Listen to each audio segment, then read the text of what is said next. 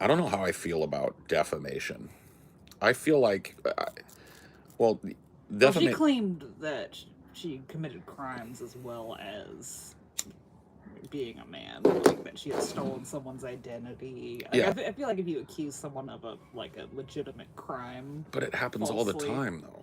yeah, It happens all the time. People are always accusing. Like you'll see anonymous accusations of yeah. every type of Well, horrible there's thing. there's a pretty high bar for public figures, so they're having to Yeah, cross a pretty high bar for the defamation. So I think what's gonna happen is these public they're gonna really try to nail down the exact parameters of public figure defamation even more than they already are if they feel like it's I getting see. out of hand. I Because see. yeah, there's a way higher bar for public figures. And these YouTubers are kind of in a weird gray zone because like they're public-ish figures, but they're not like They are the public figures. most public figures. Well, this shit is getting hammered out. Yeah. The last electoral cycle. I remember, maybe it was Destiny that said this, but I believe it's true. The last electoral cycle was the first electoral cycle in which new media was more important and influential than old media. Mm-hmm. So, But the question is, where's the line? Like, how many subscribers does someone become a public figure? yeah, I don't even think that's the line. I think the line is how wide did what you say go? Mm-hmm. And is what you said designed to ruin somebody, Mm-hmm. right? Without evidence. But that's what I was like. The current standard with our defamation laws, there's a way higher bar if the victim is a public figure or not. It's The not a, victim. Oh, it's yeah, not, it's harder. It's Yeah, not yeah, yeah. about I got you. the person I see that's what you mean. defamed. It's about the victim. Right. So like Macron is a public figure because he's the president of a country. Right, but he's also a public figure, so that Yeah. makes it harder for him to sue for defamation. And that's why I think he waited until she did the whole fucking multi-part series accusing his wife of crimes and shit. Smoked ball and garlic and herb compound butter.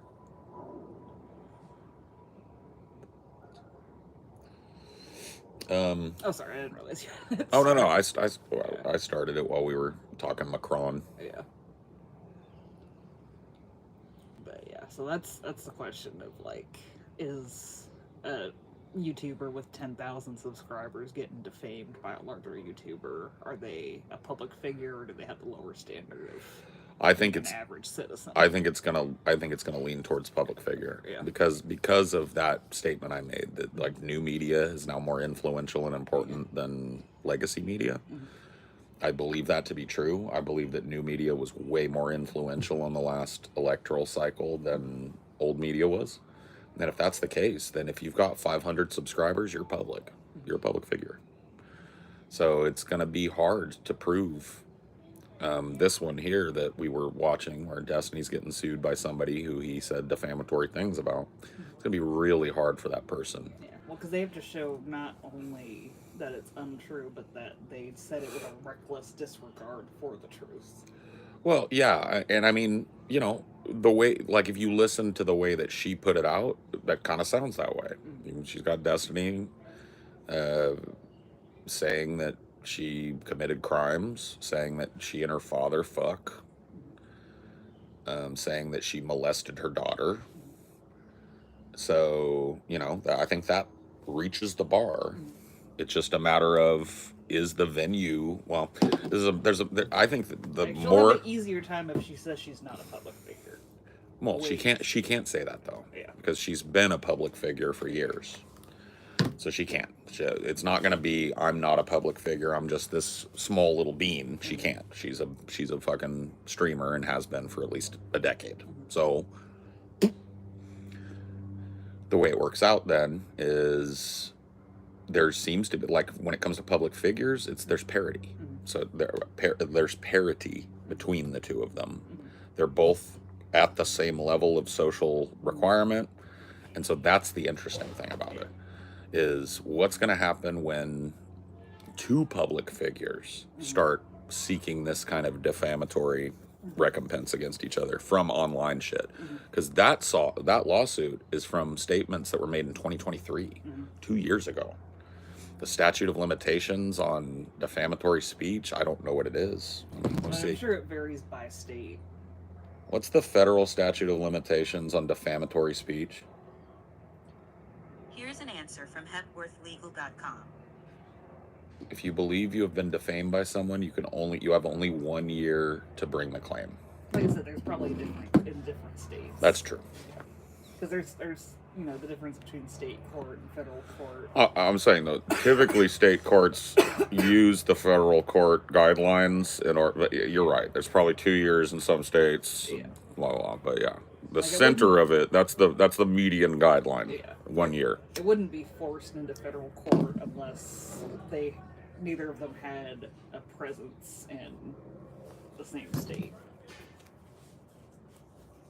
You see what I'm saying? I don't know if I think they're both Floridians. Yeah. So if it's a state court thing, then yeah, there's no way they're going to federal court with that. Unless there is an escalation to federal court due to some statutory thing that they feel they can't decide. Which will probably happen at some point with some of these lawsuits. I don't know if this one, probably not. But that'll be the bellwether case. It'll get to a point where the lower courts feel like there's something that there's a precedent that needs to be set, and they can't do it, and then it'll get kicked federal. And then that decision won't necessarily decide future cases, but it'll color future cases forever. Bum, bum, bum, bum, bum, bum. Damn. Just look at the amount of the detritus of humanity is here. And the biggest issue is how informed is the judge on internet shit. Well, if it's an old ancient judge that's out of touch, he'd probably be like, meh. But it's interesting that you bring that up, because we're at the cusp, I believe, because the judges that would not get internet shit are my parents. So they'd be 60, 70. Those people are dying. And the judges, 30s, 40s, 50s, coming up behind them, they know the internet. And so this little brief period of time where boomers are still around and don't quite get it is almost over, if not de facto over. So yeah, there's still a bunch of old stodgy judges, but they don't live forever. So it's just a matter of one of these cases finding a judge that is savvy on the internet and how defamation works on it. And that federal level thing will color every case going forward. It will either engender a huge wave of people suing, or it will shut down these types of suits. It's the best movie you've seen most recently. Probably Sinners. I liked Heretic a lot too, but Heretic was a very different. Very different. So I wouldn't put them on the same metric scale as far as they're different movies. It's not trying to say as big of a thing. No, I feel like. No, it's a smaller film, but it was compelling. So Sinners and Heretic. Hail Lucifer, hail Lucifer. There you go. Hail the Dark Lord, hail the Morning Star. Hail the rebellious Prince of Hell. May his rebellion forever stain the face of God.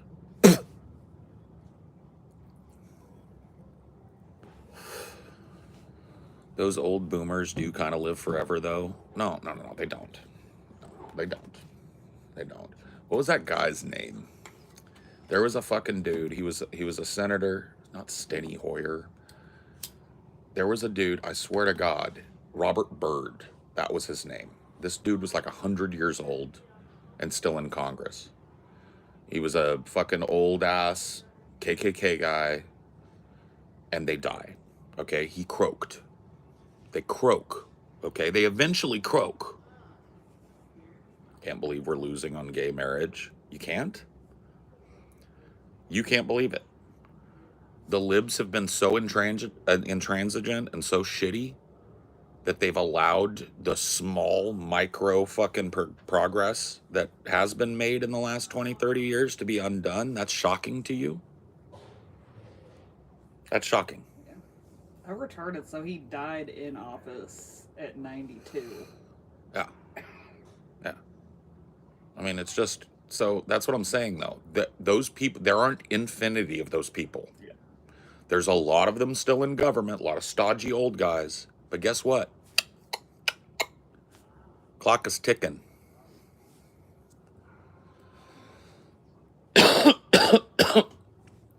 We're losing on all social issues right now. That's because there's no actual support for any of the current social issues coming out of the libs. You understand? That quote that I give all the time, a liberal is someone who supports all social movements except for the current one and opposes all war except for the current one. So this liberal intransigence where they pretend that the Republicans are a threat, but then it's hand in glove behind closed doors. They don't put up a fight. They don't actually try and beat them. That's what we call controlled opposition. You heard about Schumer and his Baileys? Oh, he likes to put a little Bailey's Irish cream? No. He invented this family called the Baileys that he calls like the typical American family. And he says his politics are guided by appealing to this average American family, the Baileys. Okay. He's created a whole backstory for them. But the craziest thing is he said the Baileys voted for Trump the past 3 times. So it's like, why are you still trying to appeal to the Baileys then? Yeah. I don't know.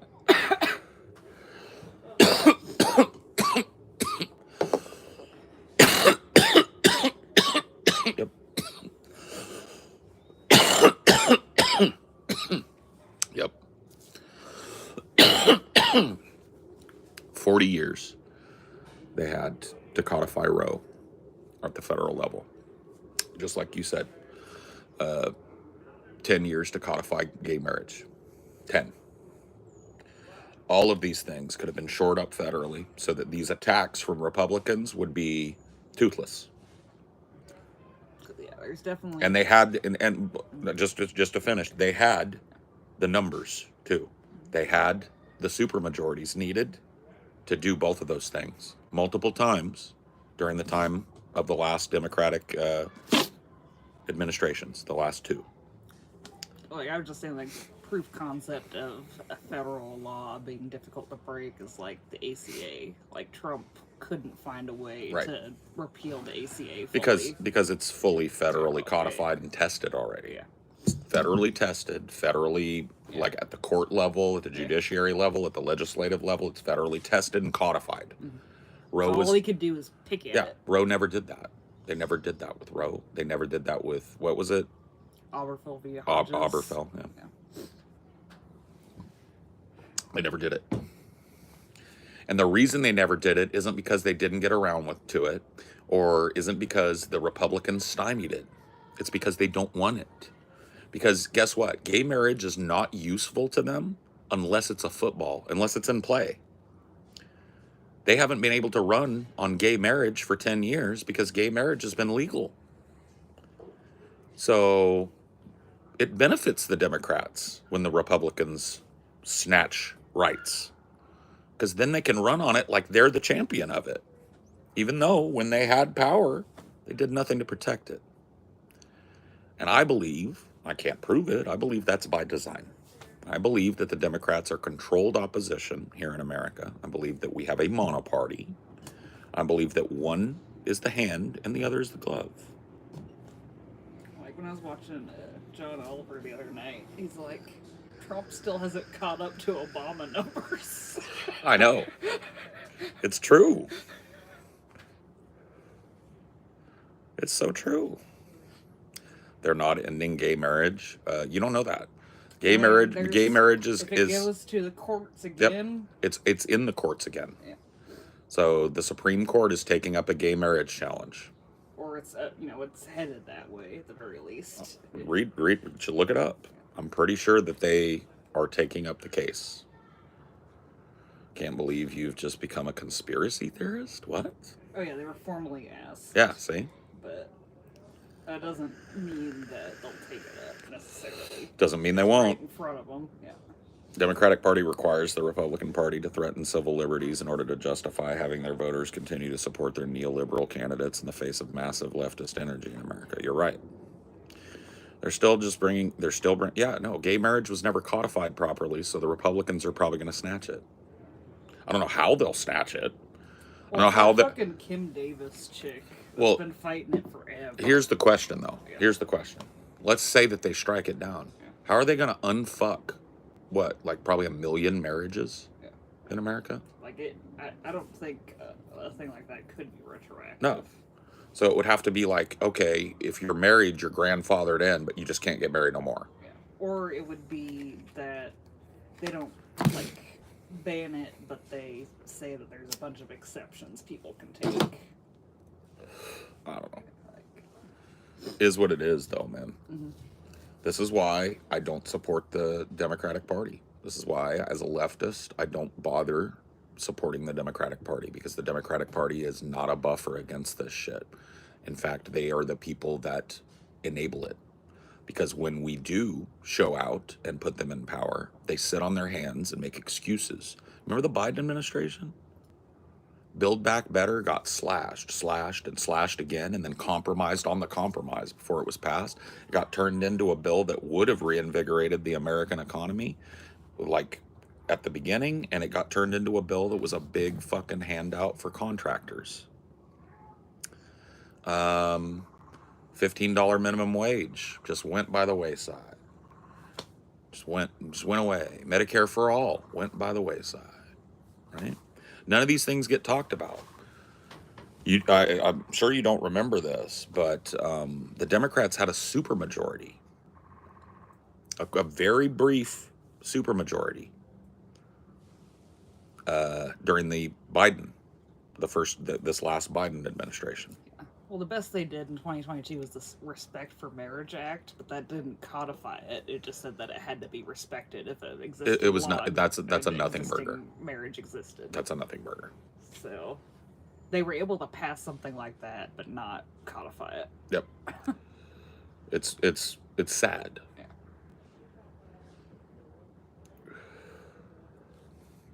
So all of these things could have happened. Medicare for all, $15 minimum wage. It needs to be more like 20, 25 now, but whatever. 15 would be better than 7.25. Let's be real. That's a doubling up. So, all I'm asking people that, like Destiny people, Vosh people, is go and look. And it's hard because none of this stuff is in history books, but it is available through the news media. You can go and look what has happened during the last 2-3 Democratic supermajorities. What did they get done when they had no excuse? The parliamentarian is not an excuse. Joe Manchin is an excuse. What have they done? What have they solidified? What have they accomplished during the last 2 or 3 supermajorities they had? That's all you have to go look. And if you look at it, bunch of pork, bunch of military, budgetary appropriation, bunch of austerity. They govern like Republicans. You understand? You get it? So when they have the power that they tell people we got to go vote for them to give them, they don't do anything with it. They sit on their hands. Get it? Would you say Nixon was our last super progressive president that did like foundational? I don't think he was super progressive, but that's the sad state of the world, that you have to look to Nixon to find a president taking massive federal moves to change the way the government interacts with the people in a positive way. Social safety net. We're talking about the EPA. We're talking about SNAP. Yeah. We're talking about free school lunches. We are talking about all these programs that I took for granted when I was a kid. Were instituted not by a Democrat, but by some people consider the biggest arch conservative in modern American history, Richard Nixon. Maybe Reagan. Maybe behind Reagan. But even like Reagan didn't get kicked out of office for malfeasance. This is the guy, right? Nixon is the conservative boogeyman. Signing order. Well, I think he had to pass laws, not just do He executive orders. look it up. Yeah. He EO'd the fucking EPA or SNAP, one of the two. Mhm. Yeah. This is Nixon. This is Nixon. This is the butcher of Hanoi. This is the guy that started the fucking drug war because he was a racist. And it's because of him that the meager EPA exists, that the meager school lunch program still gets funding, that SNAP is still a thing. It's because of him. Technically both. Right. That's what I mean. He does the signing statement, and that forces the legislature to deal it. Well, he signed off on a whole fucking constitutional amendment. Yeah. That's how far he went. Yeah. He made a whole, Congress still had to do it. Yeah. An attempt. So this is a president wielding their power, wielding and by the way, the executive wasn't as powerful as it is now during Nixon's administration. The precedent of unitary executive power hadn't happened yet. That was the George W. Bush years and the Clinton years. Mm-hmm. Unitary executive power, there was just a lot more checks and balances on Nixon than there were on Biden. But Nixon managed to change the face of government in America for the positive and for always. And Biden managed to pick the pockets of average people and be a fascist at the border. Do not come, remain in Mexico, militarize the border. He governed like a Republican. You see? That's all I'm asking liberals to pay attention to. That's it. Look at what your vote has bought you over the last 30 years. That's all I want you to find out. Go look at the news. Go look at the Library of Congress. Look at what was passed during these Democratic supermajorities.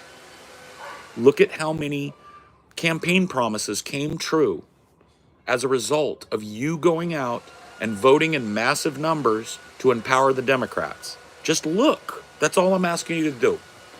You don't got to take my word for it. It's out there. Go look, and you tell me that it's a good strategy going forward to put our hopes and dreams on the Democratic Party. That's all I ask. Do a little bit of research yourself and make a call. How effective were the last 3 Democratic supermajorities? What did they codify? What did they accomplish? How did they change the face of America for positive and for always? Because if Richard arch-conservative Nixon, without unitary executive power, can establish 2 or 3 American government institutions, so could Biden, so could Clinton, so could Obama. But they didn't. Why didn't they? Why didn't they? They had supermajorities. Why didn't they? Because they never intended to, is my contention. Now, I can't mind read them, but my contention is they never intended to in the first place. Because they, and when I say they, I mean rich people in the party, benefit in the same way that rich people in the Republican Party benefit from Republican austerity. You get it? Are you starting to get it? They pretend they're like this in public. But in private, when it comes to money, they're like that. Get it? And all I ask is that you fact check me. Go look. Just go look. It's all out there. The facts are there. What has the Democratic Party in the United States done with its last 3 super majorities? What have they done? Kabuki Theater is another way to put it, yes. The public-facing kind of politics that go on where these politicians snipe at each other on the news media and stuff is Kabuki Theater. It's meant to make people think that there's a real struggle going on for the heart and soul of America. But what's really happening is the mono party is signing over your future to corporations. One little chunk at a time. Was it Citizens United that allowed super PACs Yep. to flourish? Yep. That changed their priority. Mhm. They couldn't just. They didn't need massive grassroots support. They were trying to curry favor with millionaires and billionaires Yep. to fund all these super They don't PACs. need us anymore. Yeah. They don't need your $5 dono anymore. And when you give a $5 dono to somebody like Bernie, it ends up benefiting somebody like Kamala. Because they never intended to let Bernie stand at the masthead of that party, ever. So every little grassroots dono you made to the DNC in Bernie's name went right in Kamala's pocket, went right in Biden's pocket. Hillary's pocket. Hillary's pocket, He too. wasn't running during the Kamala thing. No, Kamala was vice president. Yeah. So it got Biden elected. It got Kamala But elected. Bernie wasn't running against them in 2024, is what I'm saying. Biden was running against Bernie and Kamala Okay. in 2020. Okay, that's what I was confused about. Yeah. Now you're talking about 2024. No, I'm going back. I'm asking people to go back Yeah. just a few electoral cycles and look. So Bernie ran 2 electoral cycles in a row, right? 2016, 2020. The first electoral cycle, the DNC scuttled his candidacy using what they called superdelegacy to override wins for Bernie that would have allowed him to win primaries. Okay, that happened the first time around. They coronated Hillary Clinton.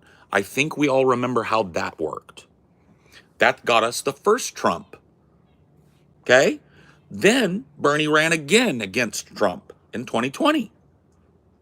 And what did they do? They coordinated a dropout of unelectable DNC candidates just before Super Tuesday. The Monday before Super Tuesday, everybody on the slate dropped out and endorsed Biden.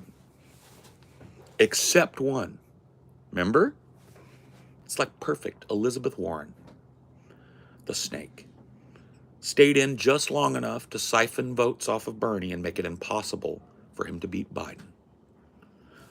2 in a row, where all of that money, all that grassroots money that kids, college kids, hopeful grandparents flung at Bernie, went right in the coffers of the Biden administration. You see? So the grassroots support for the Democratic Party actually ends up hurting you. Because that money gets appropriated from the DNC candidate that you liked and given to Kamala Harris, given to Joe Biden. You see? You see how it works? All I'm asking for you is to pay attention. Like you're making a prescription. Vote for the Dem, my guy. Vote for the Dem. Okay, let's see what's happened when people took your prescription. When were the last times we had a Dem supermajority? That was right when Biden got elected. What happened? When's the time before that we had a Democratic supermajority? It was right when Obama was elected. What happened? Right? When's the time before that we had a Democratic supermajority? Right around it was after the first year of Clinton. Get it? Go look at what happened. And you come back and report to me. So you're asking me to do something. I'm looking at the history of your prescription, and I'm asking you why.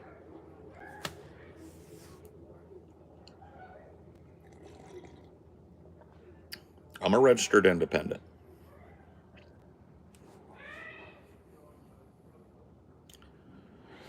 Discuss this. Bill Clinton had a budget surplus when he left office. This is a fact. Do you know what that budget surplus was bought with? I'm going to let you answer, Scrap Iron. How did Bill Clinton achieve a budgetary surplus?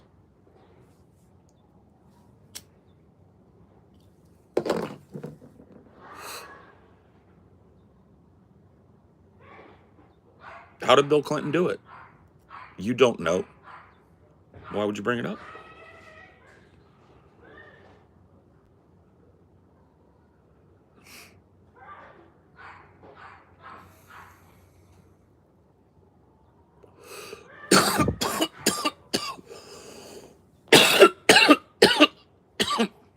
What do you think should be done? Mutual community structures, proletariat party agitation? Answer is yes. All of that. I do agitation for a proletariat party. That's what I do. That's the most important thing I think I do. Is I agitate as a far leftist against the monoparty, right? I agitate for a labor party here in America. A true left-wing possibility for people. Option. Yep. So Bill Clinton ran to the center, and Bill Clinton used austerity and tax benefits to billionaires to build a surplus. Right. He increased taxes. That's part of. So He increased taxes on the middle class.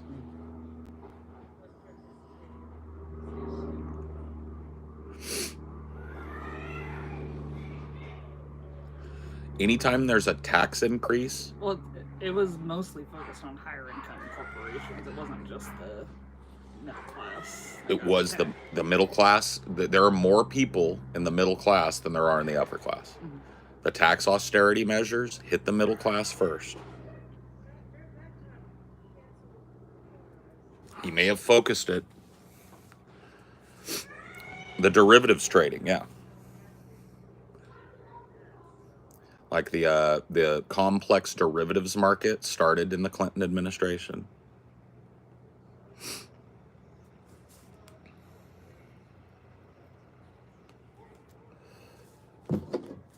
Let's see. Let me give you some examples.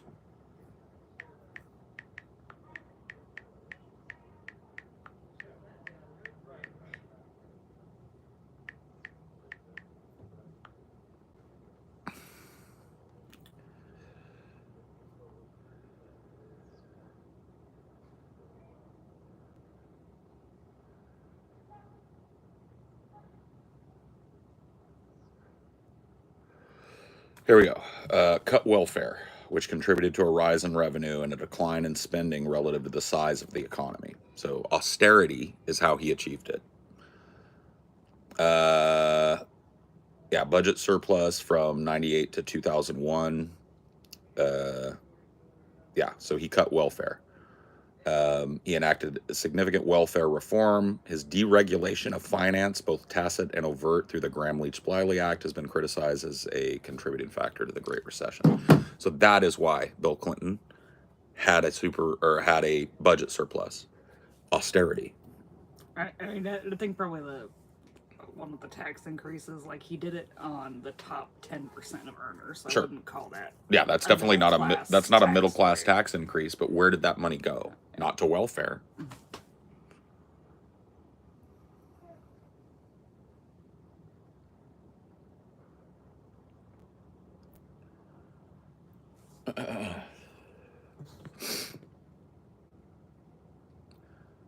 Wasn't that better than what we have now? Austerity to the middle class and an empowerment of the economic sector to create arcane warlock style financial operations and rape the economy to the point where 2008 happens and half of America loses its savings and its home. No, I don't think that was better. Yeah, so that was his welfare cuts were work requirements Yep. and time limits Yep. on TANF. So I will tell you this right now. That alone, that what is it? Welfare to work is what they called it. Mm-hmm. That alone kicked so many people that needed help off the welfare rolls. Disabled people, mentally disabled people, people that were living in economically depressed areas or food deserts with no transportation. All of those people were kicked off of the fucking rolls under the Clinton administration due to welfare to work. That was a massive austerity cut to a social benefit package that paid for this good economy. Let me tell you something. If American people benefited positively from the economy being in a surplus, I'd be here fucking championing Bill Clinton for doing austerity.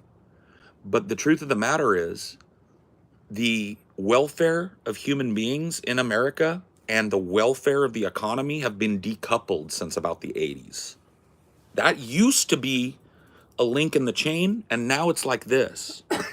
The economy has done nothing but boom. Wages, stagnant. So watch this. Here's the economy, decoupled from the well-being of the people now. The well-being of the people stays right about here, vacillates right here, and the economy keeps going. See? Who do you think that benefits? Us? You think that benefits you? That benefits the people in power, benefits the corporate oligarchs, foreign multinational business interests. Is that you? That's true, actually. Yeah, it is.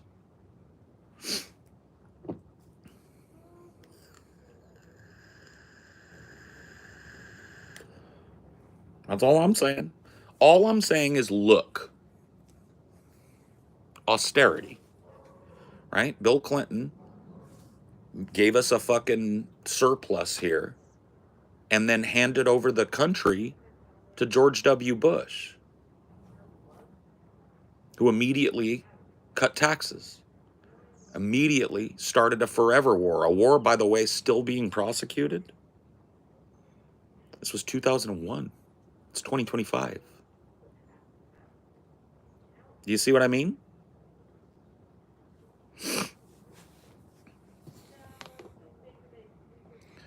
Deregulation caused the 2008 problems. Deregulation wasn't brought about by Democrats. Scrap iron. You need to go look at the Graham-Leach-Bliley Act. Go search right now, scrap iron, before you type another thing. Graham-Leach-Bliley Act, and you tell me whose presidency that was on the clock of. I'll wait. Go look. Go look. Go look. Go look. Do it quick. Graham-Leach-Bliley. Search that.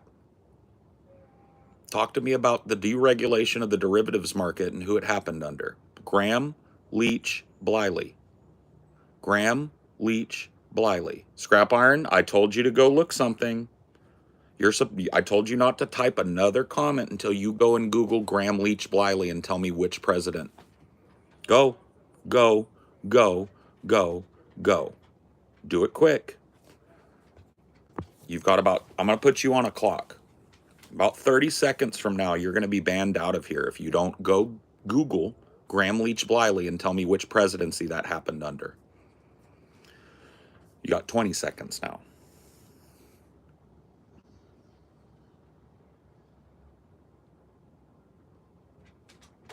You got 10. You've had plenty of time to Google. You got 5. Can't search now. It was a Democrat. It's Clinton.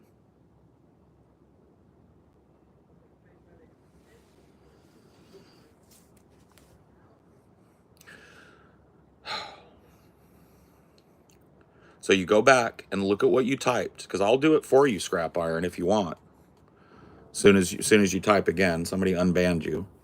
Let me click on you, and I'm gonna go back, and I want you to look at the last 3 or 4 things that you said, and I want you to see if there's anything wrong with them, and I want you to tell me what it is, because you said it wasn't Democrats that deregulated the markets, but I just told you Graham-Leach-Bliley deregulated the derivatives market and allowed 2008 to happen. Graham-Leach-Bliley happened on the Clinton administration's watch. So I want you to correct what you said earlier. Can you do that for me, scrap iron?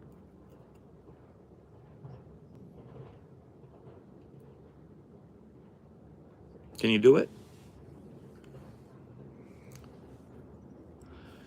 I'll put you on another timer. You got 30 seconds.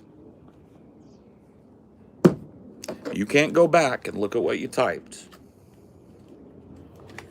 Tell me what's wrong with it. You're banned. You got 20. It was Republicans and Democrats with deregulation. I want you to keep I want you to keep looking, keep digging. Who was president during Graham-Leach-Bliley, where the derivatives trading market was deregulated? I want you to keep digging. Keep digging, sir. And I want you to tell me if it's still true that it wasn't the Democrats that deregulated the derivatives market and crashed the economy and turned the economy into a casino. Dig. Get out there, get on that Google, and I want you to correct yourself. I want you to say, shit, man, I was wrong. I already said Clinton. So now I need you to say, holy shit, man, I was wrong. It was the Democrats. You've got 30 seconds. That's the only thing you can type. You type anything else, you're banned. I don't let people make stupid statements, get corrected, and then pretend they're still arguing with me. After you do this, we're done. Argument over. You got 20 seconds.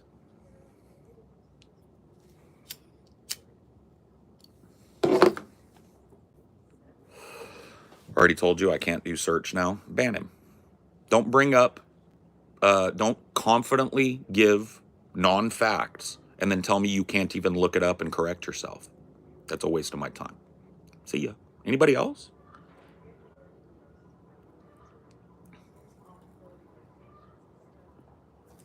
Sounds kind of fascist, making demands. Get him the fuck out of here, too. Show him what fascist looks like. This ain't a free speech zone, bitch. That's my backyard. Get Rusty Shackelford's bitch ass out of here. Show him what a fascist looks like. Yeah, this is a kingdom, bro. You think this is a democracy over here? This is the will of the Vox Populi don't exist over here. This is a straight up despot kingdom. My backyard, my phone, my channel, my rules.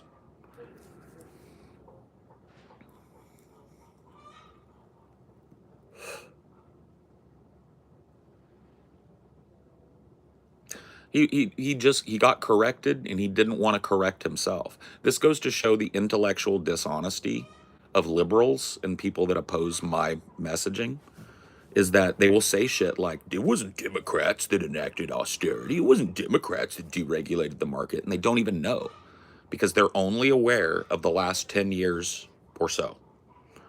They don't even know Bill Clinton existed. They think he was a great president. They don't understand what Bill Clinton did, right? And so they use Bill Clinton like he's a positive example. But really, Bill Clinton is an example of what I'm talking about. The institutional rot. It's 100% anti-intellectualism. They get corrected, and because there's so much of a stake in them being correct in the chat, they can't correct themselves. They're not here to learn. They're here to make proclamations. And then when they find somebody like me that's too smart, that knows a little bit about the last 50 years of history, then they just clam up. They never want to correct themselves. They're always trying to find a way that they were wrong, but they were right. You see? That's called intellectual dishonesty, and it's a waste of time to talk to people like that, other than to be derisive towards them like I just was. You dog walk them around in front of whatever audience you can get, and then you fucking shuffle them. That's it. Back to the drawing board with his little ass, go make an alt and come back and try again.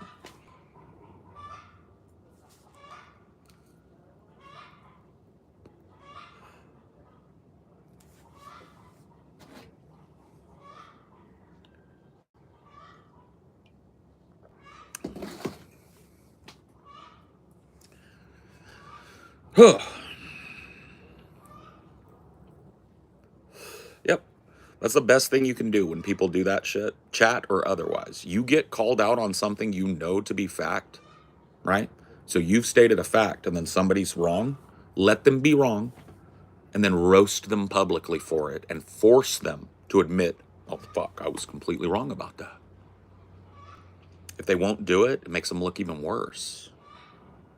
It's the only thing you can do. It's the only thing that's willing to, that's the only thing you should be willing to engage with somebody that's intellectually dishonest. Make them look retarded in public. Force them to own their stumbling, bumbling bullshit and watch them squirm and then get rid of them. That's all they do.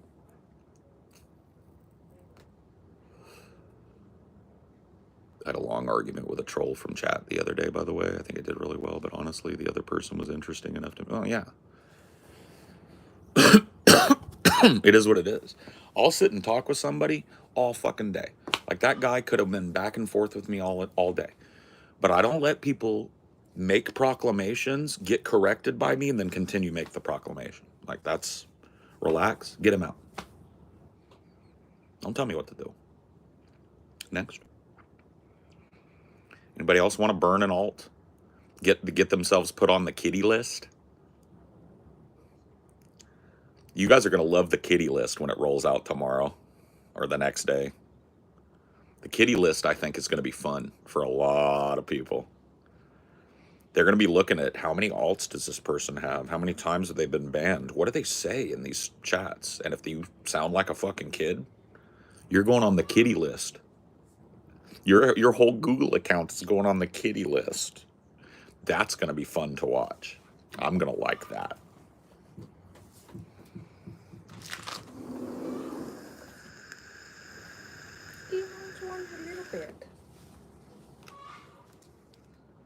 Go get on your peepal bed. Hey, get on your little bed. You don't want your little bed? What about your little bed? Get your peepal bed. What's the kitty list? So if you go read, YouTube is rolling something out on the 13th, which is tomorrow, which is going to analyze people's interactions in the chat with their accounts and all of their alt accounts under one header. And if they determine that those people are acting like children, they're going to restrict their account so they can only see certain things on YouTube. They're going to be treated like children. When it can't be like proven that they're not, if they're acting like teenagers or kids, they're going to put them on what's called the kitty list. And those people won't be able to interact with adults anymore. They'll be able to watch Zaboomafoo and Bob Goblin and Ben 10. And they can go and faggot over there, right? It's going to be awesome.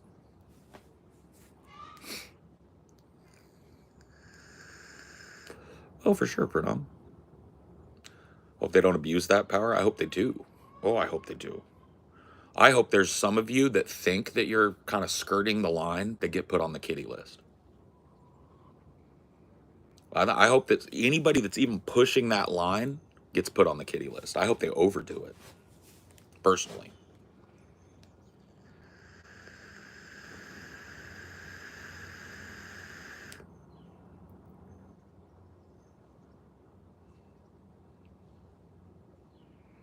I agree, Jason.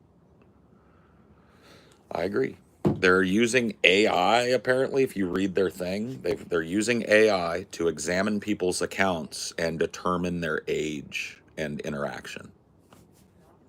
So people that come in and type the N-word over and over again, they're going on the kitty list. I have a feeling there's going to be a purge as well, because I think the AI is going to look for people that are kids, and it's also going to look for people that are just bad actors, acting like where it can't determine that they're not a kid, but they're just all caps typing the N-word. Those people are going to get purged and or moved to the kitty list, and it flips on tomorrow. So actually like that some of these people are coming in and putting more shit on their account that proves that they're 12 or too retarded to interact with human beings. So I'm hoping, cross my fingers, that YouTube goes over the top with this one. I hope they misuse it. I hope people that don't deserve to be on the kitty list get on it because they rode that line.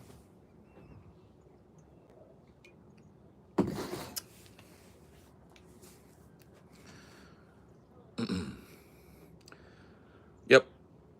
It's going to be great. It's going to be great. Either way, it's going to be a shit show, and it's going to be great.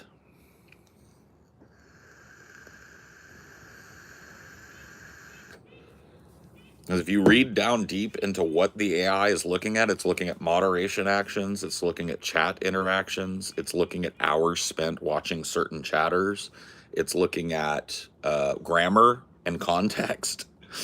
So there's a lot of people that are about to be put on the whole Google account is tied. There's no such thing as a YouTube account without a Google account. So your Google account, where your Gmail is, where all your Google Suite is going to be flagged as a child account. And it's going to be retroactive. They're not going to be like looking in real time. They're looking at what your account has done, right? All the alts, what have you said in chat, and are you plausibly a teenager or below? And I think there's probably like a lot of people that ought to be shaking in their boots. A lot of people aren't going to be allowed to interact with adults anymore as a result of this. Because if you read what this AI is looking for, oh, fuck, bro. Grammar, syntax, it's looking for like signs that somebody's too retarded or young to be talking to adults. So there's going to be a fuck ton of people that get that restricted account. And it's going to be beautiful.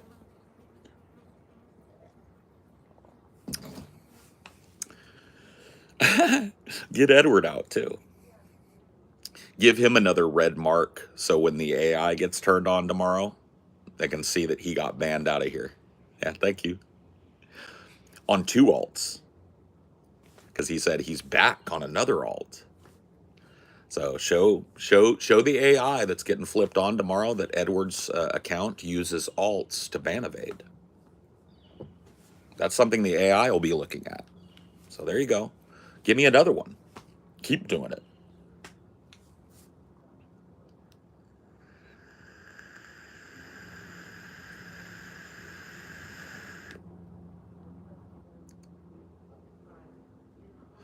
And this isn't the stop of it, by the way.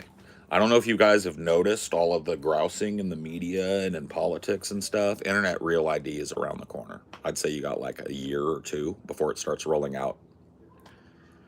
And so, like, the days of the, like, snark shit where you're just a paper bag with a million alts, them days is fucking numbered, bro. The internet's about to become a non-free speech zone. And sadly, I support it. I think that the internet will be way more useful if human beings have some skin in the game. What do you mean by Internet Real ID? I mean, in order to access websites that are made for adults, you will have to prove your identity. You'll have to prove that you're of age. So picture your driver's license, something, right? And you're now verified as a human being. You get it? Yeah. We have that in the UK. It's coming here. Coming here, baby. There will be no more anonymity for you to make alts, come back, slander people, dox people, all that shit. The day you better get it in while you can get it in, because I'm telling you, a year or 2, Internet Real ID here in the United States. Yep. Because here's what it is, Aiden. And I've talked about this a lot. From where I sit, the problem with the internet right now as a communication tool for human beings the world over is that there is one disparity between the real world and the internet that is glaring, right? So I'll give it to you, Aiden. Here's the glaring difference, right? In public, right? If you want to stand on a soapbox and go, N-word, N-word, N-word, I hate the Jews, fags, fags, fags, right? You can do that. Somebody's probably going to punch you in the mouth. You're certainly not going to gather an audience. People are just going to leave you to your business or punch you in the mouth. There are social consequences for being retarded in public. On the internet, however, you can just put a paper bag on your head, say the most reprehensible shit. Somebody bans you, you're back in 5 seconds saying the same reprehensible shit with a paper bag on your head. You can't do that in public, but you can on the internet. So that disparity is at the core. It's at the core of this Internet Real ID shit. Now, make no bones about it. The only reason that politicians are going to care about this is because they want to be able to go after people who say defamatory shit about them. They want to be able to make an enemies list. I get that. But when it comes to human beings interacting, the amount of time that I will spend dealing with attention seekers and children will drop as a result of this. And the people that do interact with me after these changes go through will be people that are genuine and smart enough to interact with me. Like they've got a vocabulary that's at least near my level, They can understand the words I use and the sentence structure I use, and they can understand the concepts that I talk about. They're not children. They're not here to attention seek or disrupt and type the N word over and over until they get banned 50 times, right? So that's why I support it. That's why I think there shouldn't be a single puff of anonymity on the internet. Not a puff. You want to say some shit, stand on your business or shut the fuck up. Unless you're some kind of government whistleblower that's a fear for their life, keep your mouth shut if you don't want people to append your opinion to you. That's it. Whistleblower laws weren't created to protect people who type the N word over and over again and then go work in public and nobody knows. That's not what those laws were created for. So stand on your business. If it's going to come out of your mouth, be willing to say, my name's Paul Parkey, and here's what comes out of my mouth. Or shut the fuck up and go to Kittyland and troll over there on Kittyland. Get it?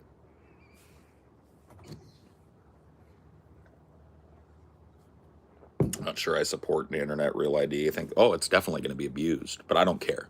Everything else is abused. See, I know functional anonymity has been dead for about 20 years. There's no such thing. No such thing.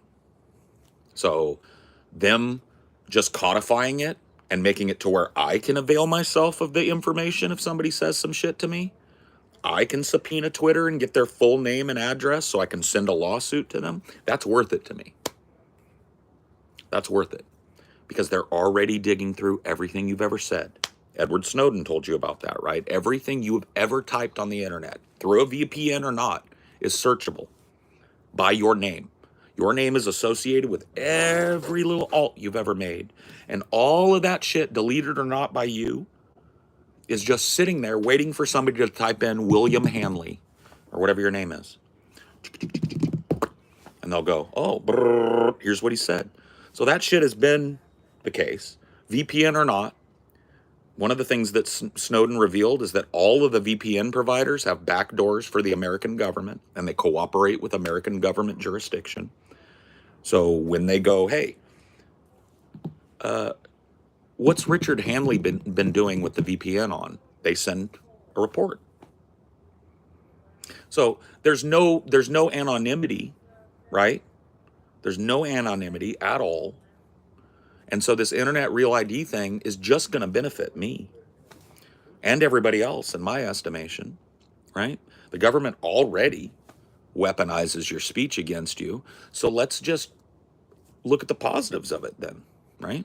We're already functionally non-anonymous. So now it's just going to mean that I don't waste my time with N-word towers, trolls with infinite free time and infinite alts all under one account. Those days are done. Just a matter of time. It's not even civility. I don't care about civility. I care about you have skin in the game. When you, like that guy earlier, right? You come in, you say something stupid, I correct you, and now I know your name. So if you want to keep acting like you don't get it, people can know, right? You got a little skin in the game. It's going to cause people to think, do I want my coworkers to know that I say the N-word constantly and call people faggots online? Do I want my parents to know that I spend my time catfishing people on the internet? Do I want my parents to know the degeneracy that I get into on the internet? The answer is going to be no for a lot of people. And it's going to clean up this fucking behavior where people feel like this is just paper bag land. Paper bag on my head, N-word, N-word, N-word, N-word, oh, banned, paper bag on my head, N-word, N-word. And then they go work at a normal place. And they're like, hey guys, what's up? Talking to the black people that work with them. Hey bro, what's up? How's it going? Dap it up, man. Ready to flip some burgers today, my black bros? And then they go home. Inward. Blacks, monkeys. Now, them days is coming to a screeching halt. People gonna know what you've been saying. See, someone like me, who doesn't have two positions, I ain't gotta worry about it. My shit's all out there, bro. I stand on my business. The rest of you, though, not all of you, but some of you that are listening right now, uh-oh, SpaghettiOs. You're going to look like a fucking freak. It's coming. I hear the train a-coming. It's coming round the bend. And I ain't seen the sunshine since I don't know when. I'm stuck in Folsom Prison.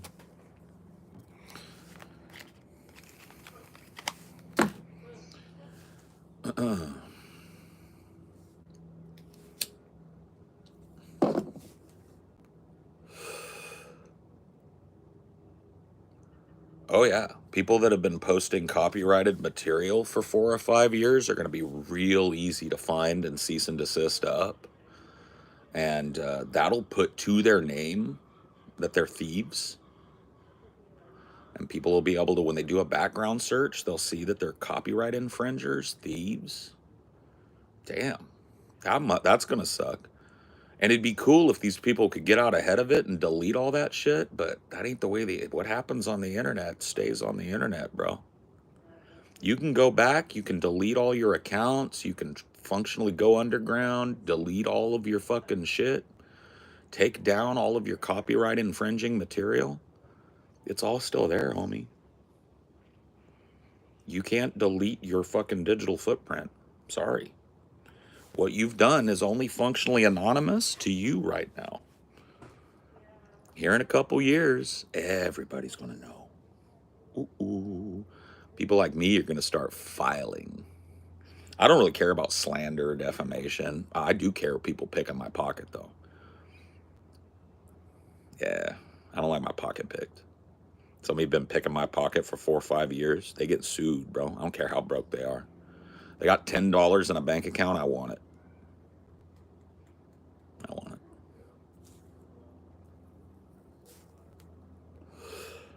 I don't care about defamation. Say whatever you want about me, bro. I ain't gonna be one of those fucking people. But you steal from me?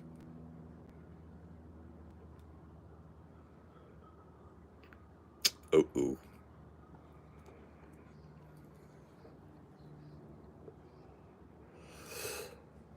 I really valued being anonymous when I was talking to people online about my alcoholism. You know that there are these things called real life groups where you can look at the faces of people and know that you're dealing with alcoholics and not trolls. Maybe the internet is not the place with the rampant anonymity and trolling that goes on to get help with your alcoholism. What do you think about that? Maybe you shouldn't be looking for emotional support on a website where you could be talking to somebody who's just lying to you about who and what they are. You could be talking to 5 people that you think are individual people and they're all one person, just catfishing you from different directions. Yeah. Going on the internet for emotional support, the way it's currently set up, I wouldn't advise it, friend. There are many, many in-person groups that are free to attend where you can go and talk to people who actually suffer from alcoholism and counselors that are actually trained in treating alcoholism. I would not go on the internet and talk about your shit. Not the way it is now. Maybe after they, pass this fucking real ID shit. Maybe.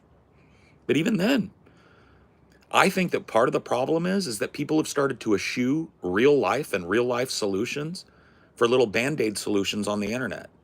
People that are lonely are starting to gather communities of people on Discord rather than making friends in real life. And those Discord friendships are not real. They blow up, become fucking giant drama bags for these people. They don't understand the difference between having an internet friend and a friend with skin in the game. You see? So I think people have been leaning too hard on the internet for trauma dumping, for telling personal things about themselves, because there's no way for you to verify that the person that you're talking to is even the person they say they are. You could be talking to a woman who's told you she's a 45-year-old lifelong alcoholic, and who's on the other end of it is a teenage boy. I wouldn't do that at all.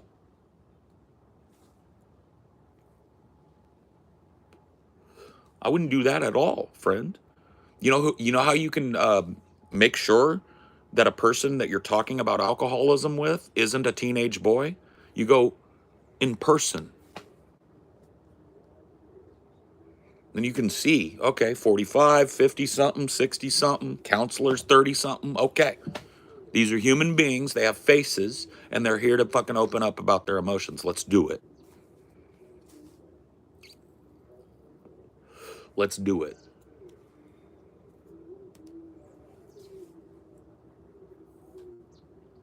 The internet's not for that now. You reveal too much information about yourself here, there are vampires here that'll suck you dry, friend. You better have the thick, dude, I got a rhino thick skin. I've been on YouTube in the trenches for 20 years. I got rhino hide. If you don't talk to people on the internet. Go find a friend in real life.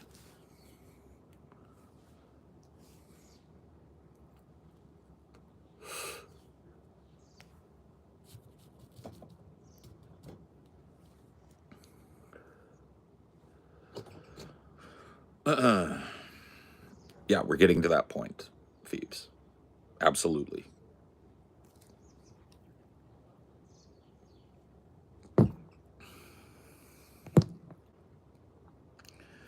How far are we away from? No, it's not going to happen. Real ID is going to preempt people being able to do this. And so it won't matter if you turn yourself into an AI Asian girl, right? The account that you're on will be identifiable as a 45-year-old man from Kentucky. So catfishing, lying, this weird op shit that people pull where they pretend to be 3 or 4 people in a community and constantly stoke interpersonal drama with everybody. I've seen that.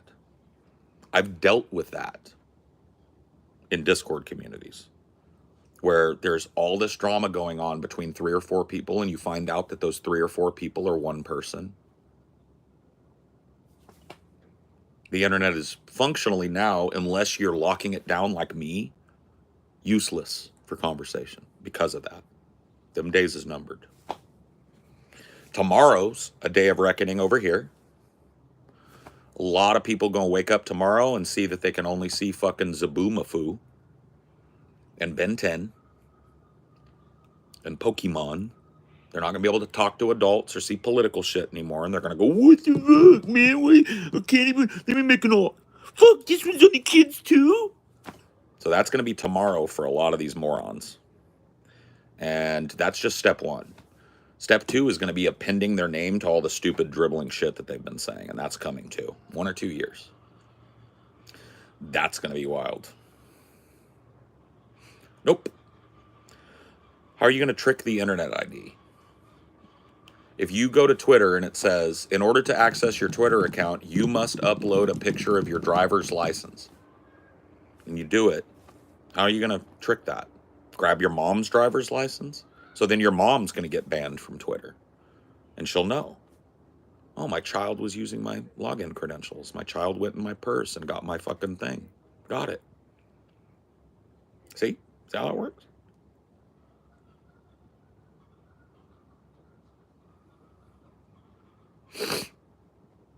You crooks.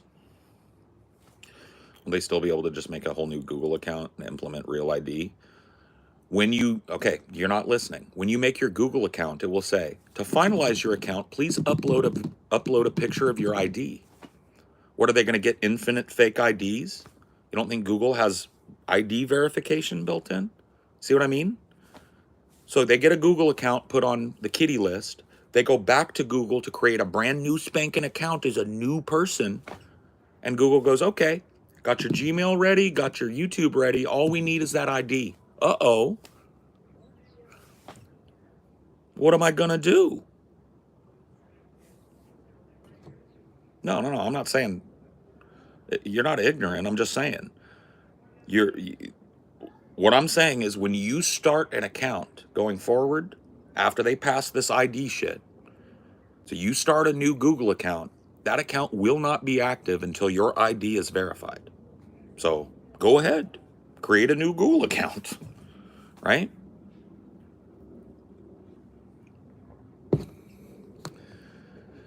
They're not going, no. It's not about aligning their name. It's about making it possible for people to subpoena Twitter and ask for their name. So it's not about I don't think we're heading down the pipe just yet of I can click on your username and see your real name, but it's going to make it possible for anybody to go, hey, Twitter, I was defamed on your website and I'm filing action in this courts in California, and I need the names of this user who I'm planning to sue. Here's the court order from the judge asking for that information. And Twitter will be able to go, okay, that guy, okay, Dildo Brain 27 is actually Brian Jones, and he lives at 21 Hampstead Court in Waukesha, Wisconsin. And I'll go, okay, thank you. And I'll take that to my lawyer, right? My lawyer will draft up an anti-defamation letter asking for retractions, or in my case, it'll be a cease and desist and an immediate restitution counseling session for 5 years of copyright infringement, right? And then all of a sudden, Brian Jones, aka Dildo Face 27, has a big packet of lawsuit information delivered to him by a county sheriff. That's all it's going to enable. So when you say, inward, inward, inward, inward, inward, inward, inward, inward, you do anything to hair lip somebody, that whole account is going to be given to that person. You get it? So I'll be able to see your accounts and how you enabled the infringement. I'll be able to see your DMs. I'll be able to see your publicly posted and privately posted things that you posted on Discord or Twitter. And I'll be able to paint a picture of intentional, ongoing copyright infringement. Do you see? And I will.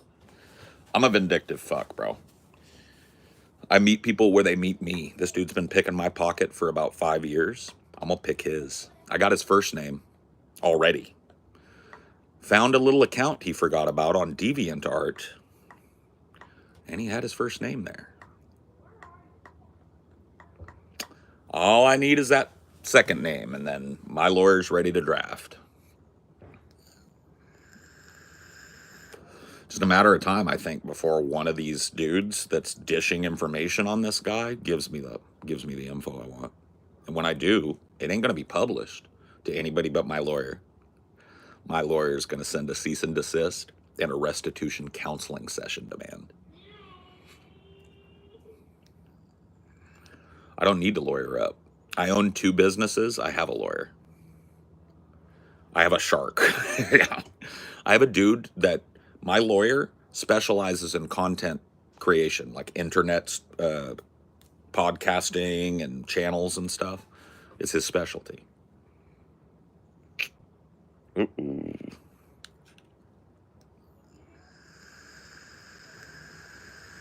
Yep. Not just forwarding. I have people downloading and re-uploading, providing it on a Discord server for up to 4 years, right? And I've got the vector. I know the owner of the server. I know his first name, and I have 3 or 4 of his alt accounts. Oh, I've got everything I need. Everything but that second name right now. And if the Real ID laws go into place, I'll get it then. I'll just subpoena. I've got 4 alts over the course of 2 social media platforms, 3 actually. And so I will subpoena all of them for information. And I'll get him.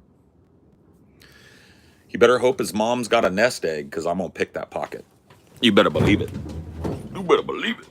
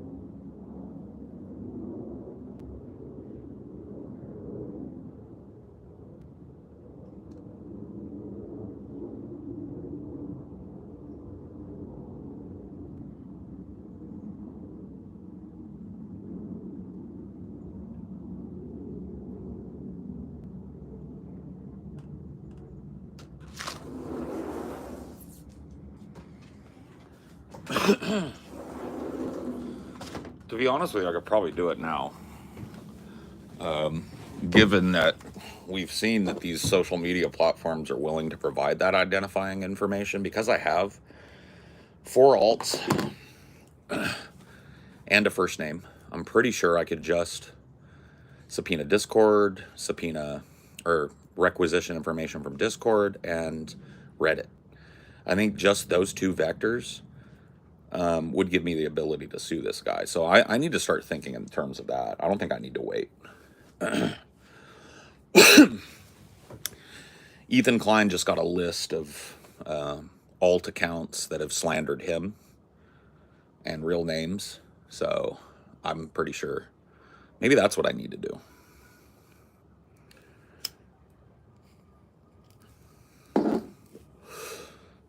Maybe I don't wait for internet real ID. Maybe I just take this guy's alt accounts spread across these 3 websites and I subpoena those websites for his personal. I don't know what happened with this person. This person, among other things, has run several snark communities aimed at me. That's not what I care about, though. This person has run, from my information, a 4 to 5 year copyright infringement server where my copyrighted information is shared openly and with malice to defraud and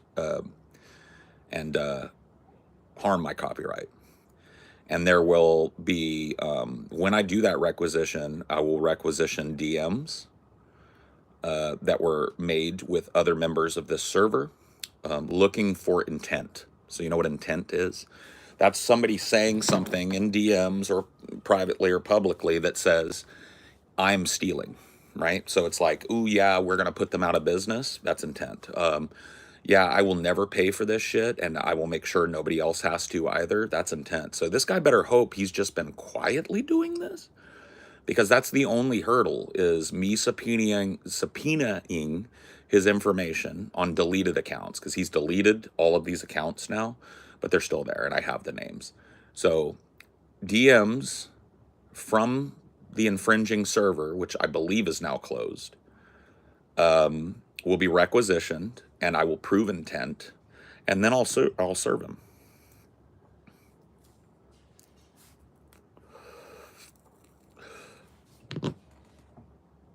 If you assume that there were at least 100 people there's more than 100, well more than 100, and we know that this guy is a merch tier member. So he actually infringes on the extras that merch tier get, like early release. Merch tier oftentimes will get a week early release, so he's actually infringed on the merch tier level. So it's actually way more money. This guy, I'd be willing to bet, has cost me 6 figures over the last 4 years, easily.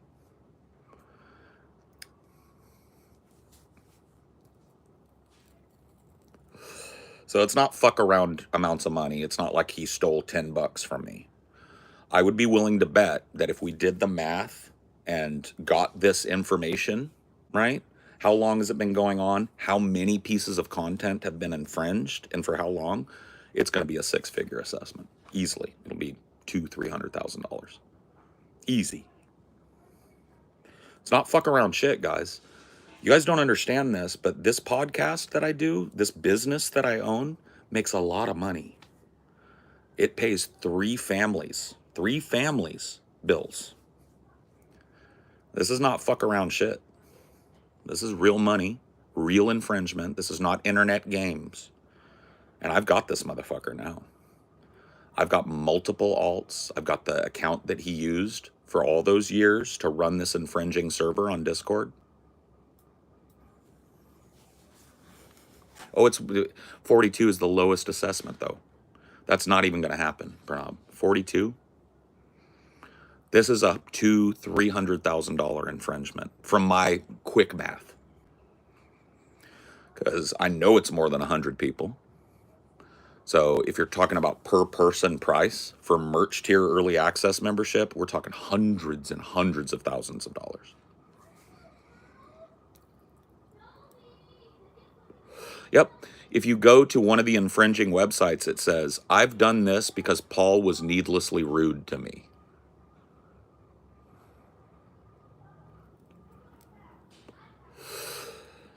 I'm already talking to my lawyer. I've already discussed this with my lawyer. Well,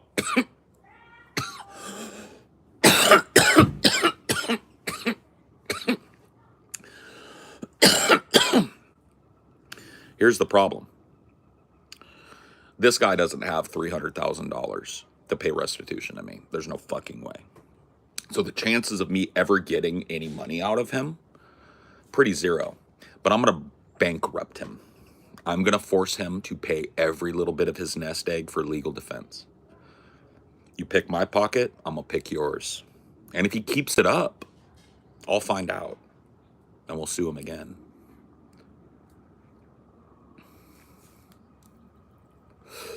Yep. Told on themselves.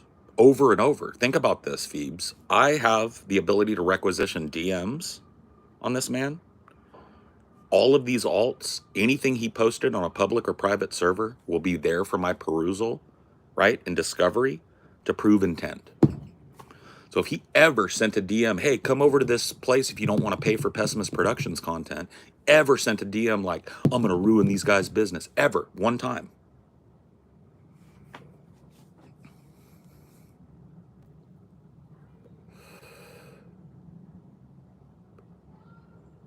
He wasn't part of it. He ran it, Phoebes.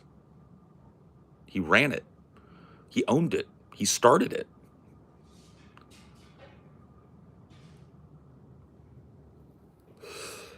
No, these people don't understand. They think that they are underpants on head man on the internet. I got this dude's first name. I got 3 alt accounts across 3 websites. That's everything I need. The question is, do I want to pay my lawyer to start the process? Is it worth it to me to spend money to teach this guy a lesson? And I don't know the answer to that right now, but I am going to sit on it. I've already talked to my lawyer about it, but whether or not I actually tell him to start drawing up the lawsuit and filing the information request to Discord and Reddit, I don't know. But it's definitely, I don't know about waiting, bro. I don't know about waiting. I feel like I've been waiting for 5 years to catch this guy. Maybe I've waited enough. Maybe I've allowed him to infringe on my copyright enough, and it's time to find out what his name is. And pick his pocket for a while. Get a little restitution for the estimated hundreds of thousands of dollars he's stolen from me over the last 5 years. Well, I'm going to talk to my lawyer about it, obviously. We're not going to file until I have a rock-solid case. But that'll be determined on these informational requests pending lawsuit from Discord and Reddit. So if they're going to give me email addresses that can be tied to real names, DMs with real names in them, DMs that show intent to defraud and violate my copyright, and DMs and logs that show that they have done that for 4 to 5 years, there will be a life-ruining lawsuit coming. No, TJ and Scotty would automatically be joined because we are one entity. You understand? We're a corporation. I am actually signatory authority and the head of 2 corporate entities.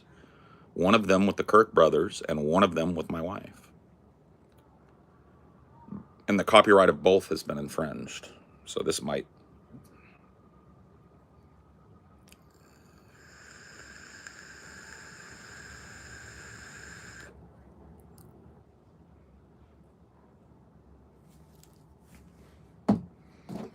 Yeah, we're the triune god of Pessimist Productions, okay? Yes, intellectual property would dissolve as a concept without capitalism, but unfortunately, we live in a capitalist society, so that's the way it works. Not sure what exactly this individual has done, is doing. They run a Discord server where my copyrighted material has been shared with multiple hundreds of people for close to 5 years. And they've done it with the intent to deny me money and to hurt my business. And I'm pretty sure that once I file these informational requests on this person, I'm going to find that there was genuine and honest intent to defraud me.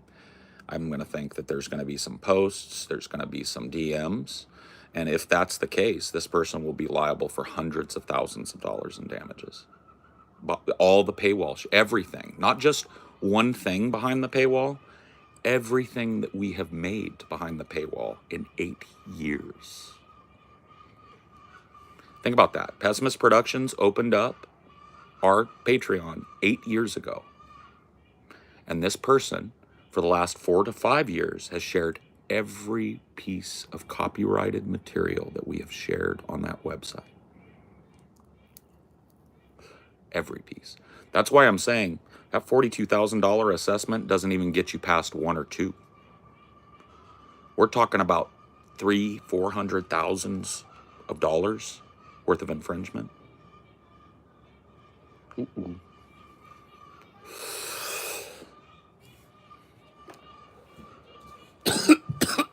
So yeah, it's just a question of when.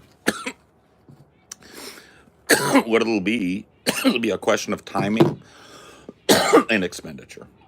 So we'll talk about it as a business, and we'll decide the timing, and we'll talk to our lawyer. We'll tell him, what do you think this is going to cost?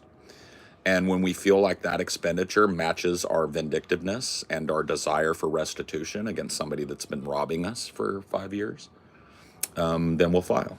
I think that's the way we do this.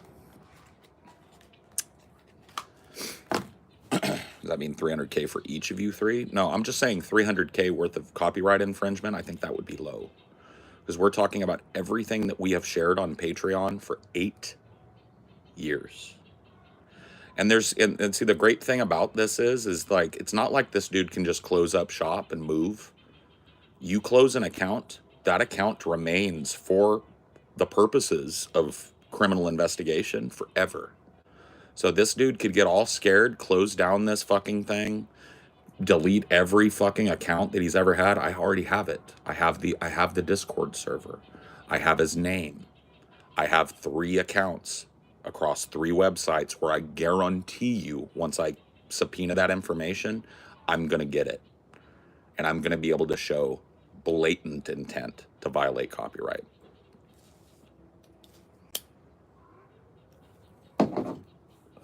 I'm talking blatant intent. Because you cannot tell me this dude has never DM'd somebody and giggled about this.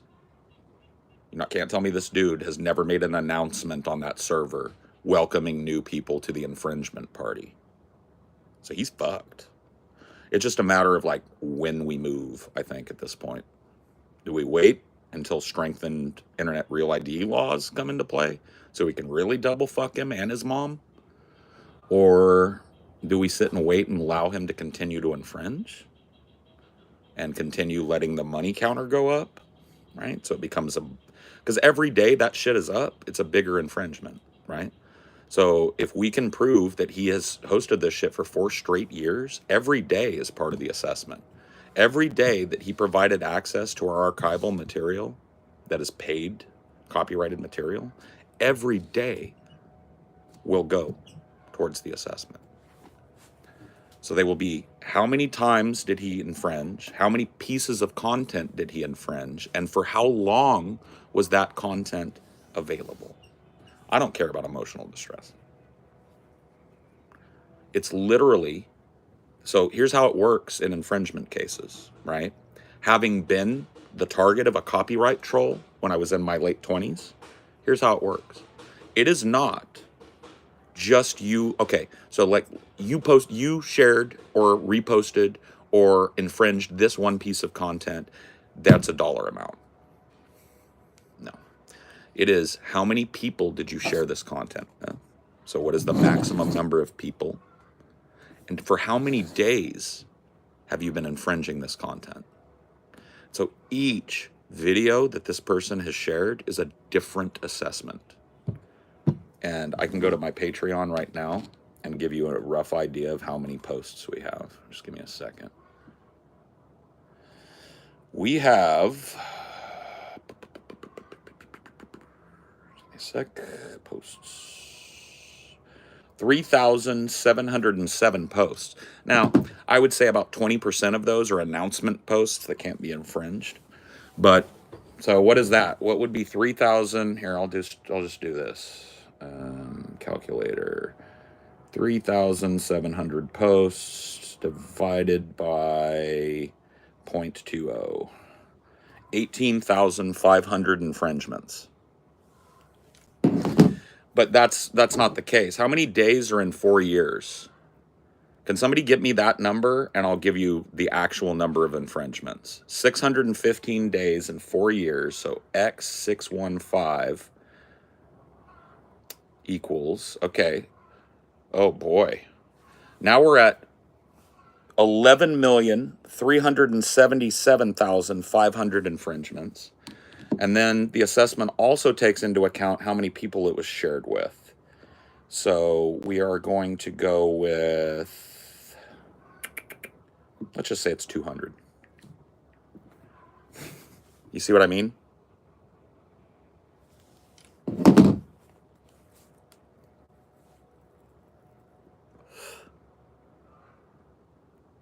There's 1460 days. Oh, okay. Hold on. Let me redo this. So we got, let me clear this out. Yeah, clear.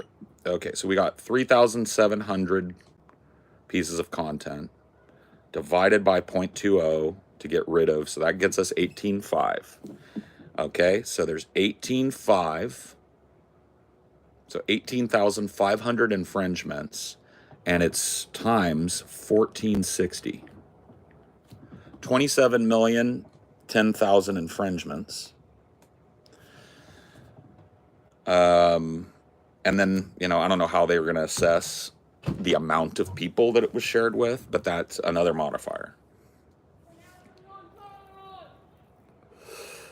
No worries. Why is it divided by 0.2?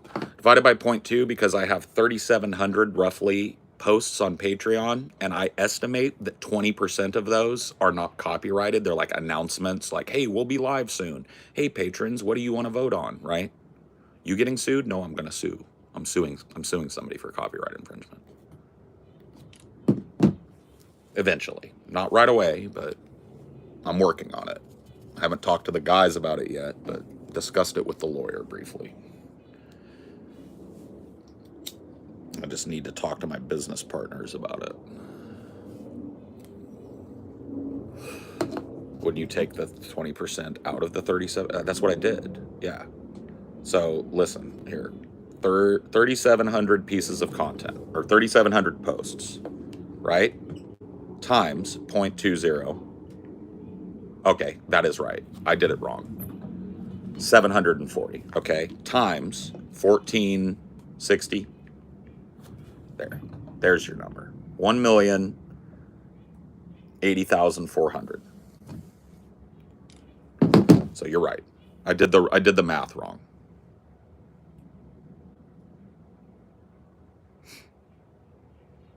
No, wait, that was wrong. That was wrong. I did it right. God damn it, I'm so math stupid. 3,700 posts divided by, right? How would I get that? How would I get 20% of 3,700? How would I get 20% of, so what would I do? 20% of 3,700, what do I do here? Just help me. I'm math retarded, okay? Yeah, 0.0, so times 0.8 or times 0.2. 3,700 times 0.2. So that's right. 3,700 posts. 20, well, no.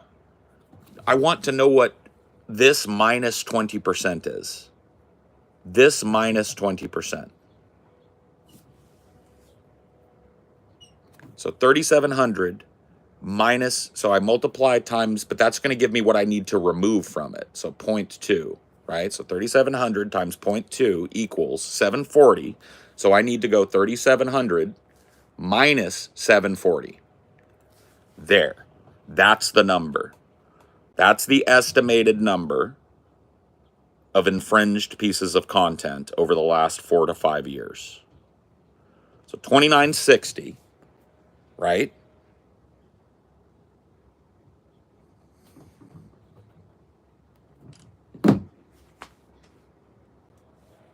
X 0.8 is minus 200. Okay, well, let me see if that's right. Clear. You math whizzes. 3,700 times X 0.8. Yeah, it is. Look at that. That's wild.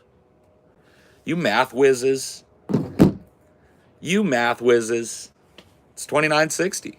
Both ways, baby. Both ways, baby.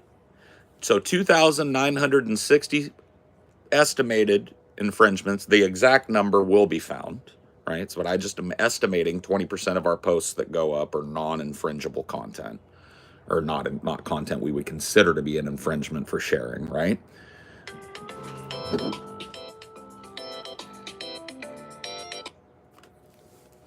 Hello? Hello?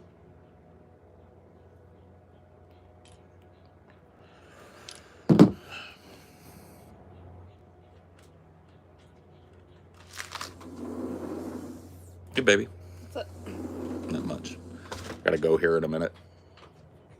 You got an hour. I got half an hour, right? It's 11:30. Oh, 11:30. Okay. Thank you. Thank you for letting me know. I did not know that I had that much time. We're good. We're okay. I broke a cigarette. I'm sorry. Oh. It fell out. I tried to catch it. It went. Yeah. So you're suing a bunch of brokies? No, just one. Just one that's been. I don't know that I'm suing him yet, but I am going to talk to the guys about it now, because the more I think about it, we don't have to wait.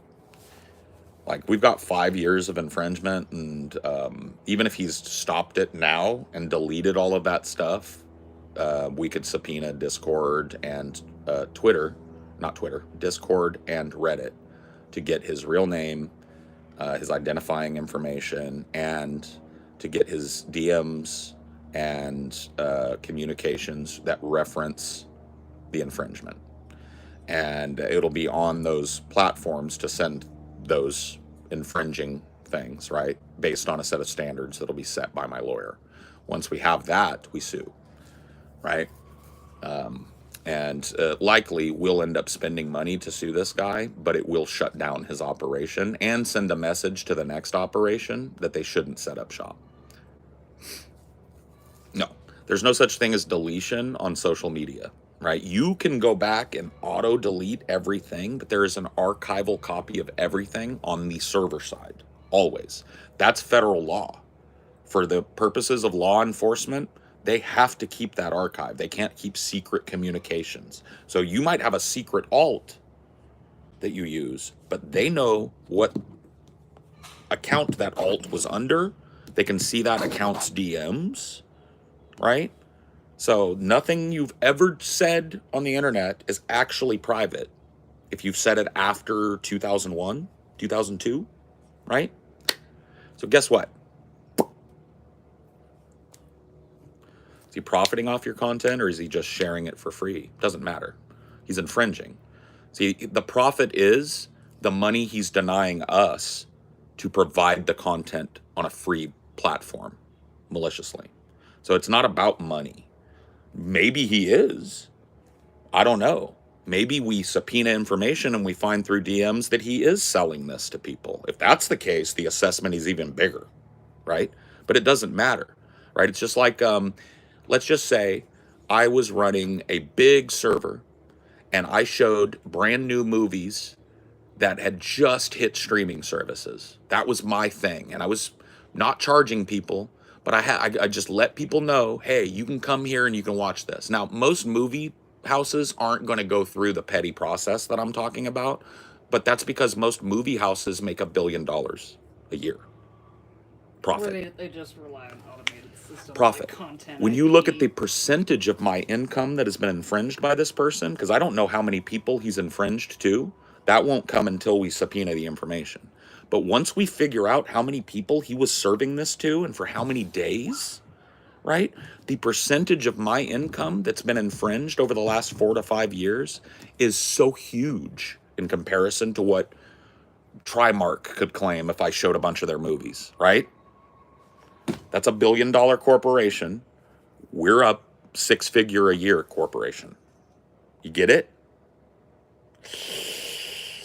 Ooh. So this guy's dude, if I was this guy, I'd be shitting my britches. Because I've got him. I'll give you his fucking account names again, just so you know. Just so he knows, in case he hasn't heard it. I'm sure he has. But let me just give it to you one more time. Here's his account names.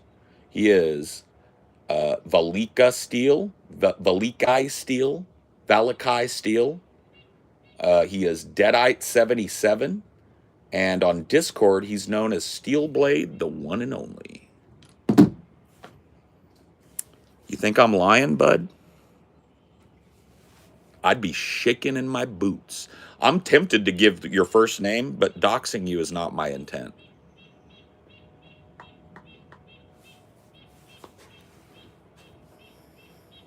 You thought it was a fuck around thing to steal from people? Oh, you are fucked, sir. If we decide to spend money fucking you up, I don't know if we will, but if we do,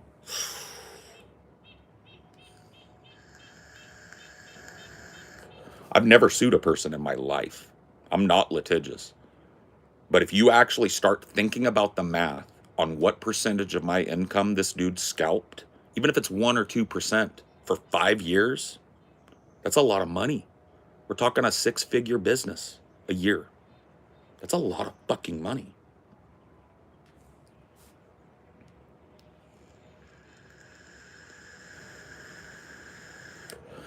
We haven't narrowed down who he is on Patreon, but we know he's a merch tier member because he shares merch tier shit. So that's a small list of people. So that'll be turned over to the authorities too for correlation, right? To my lawyer for correlation. So that'll be the final piece of the puzzle. And he can't leave.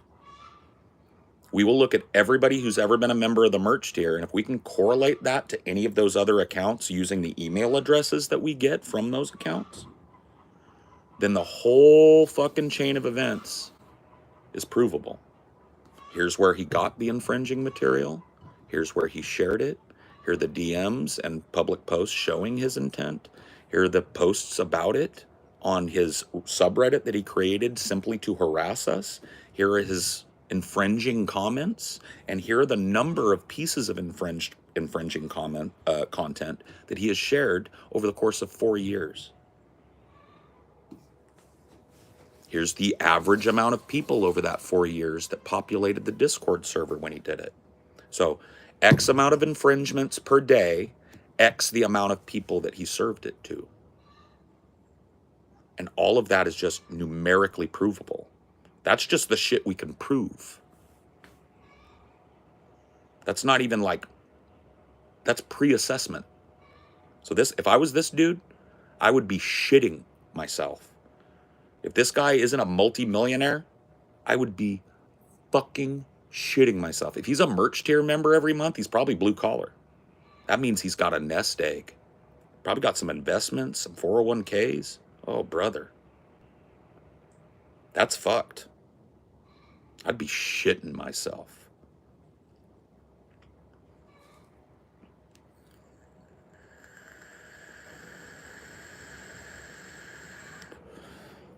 I've got Reddit accounts, Discord accounts, and a DeviantArt account. We won't talk about that one, though. All 3 of those would be fine for us to subpoena for information. I don't think we really have standing for the DeviantArt because he hasn't really posted on it.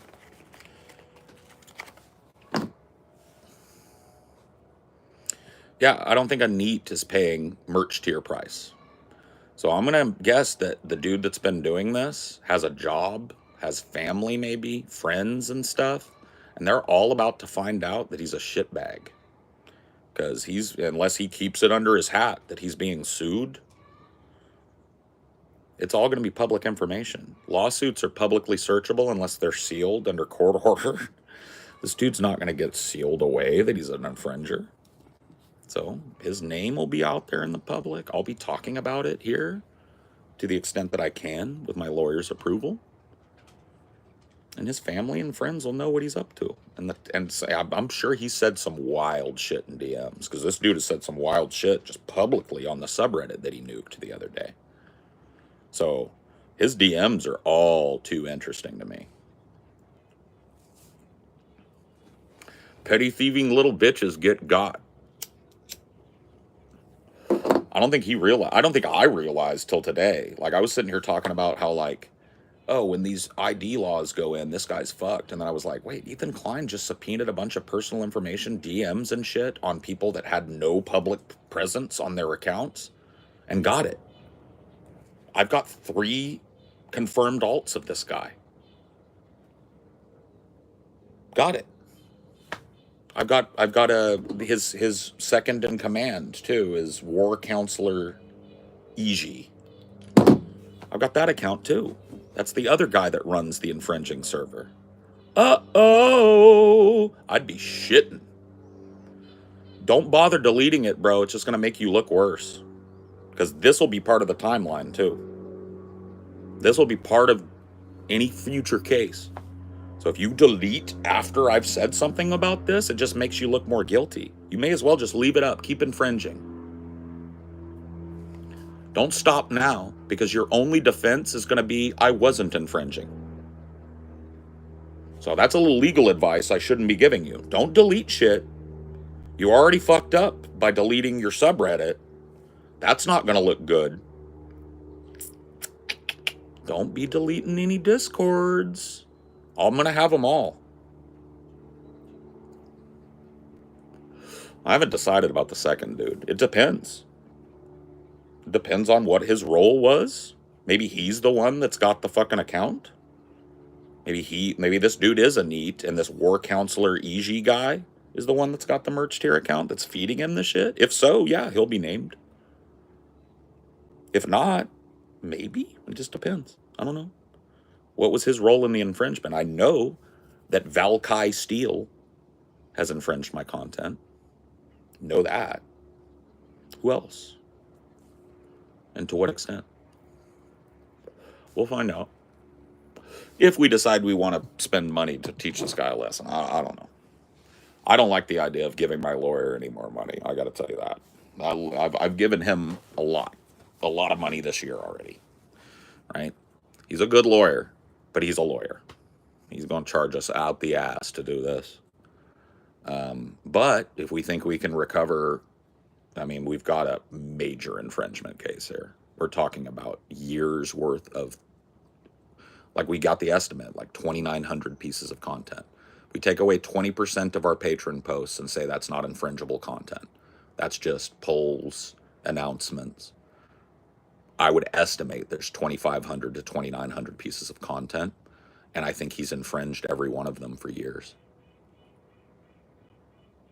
So that's part of the assessment. How many people are involved in the community and how many people did he infringe with? That'll be information that we can get from his accounts.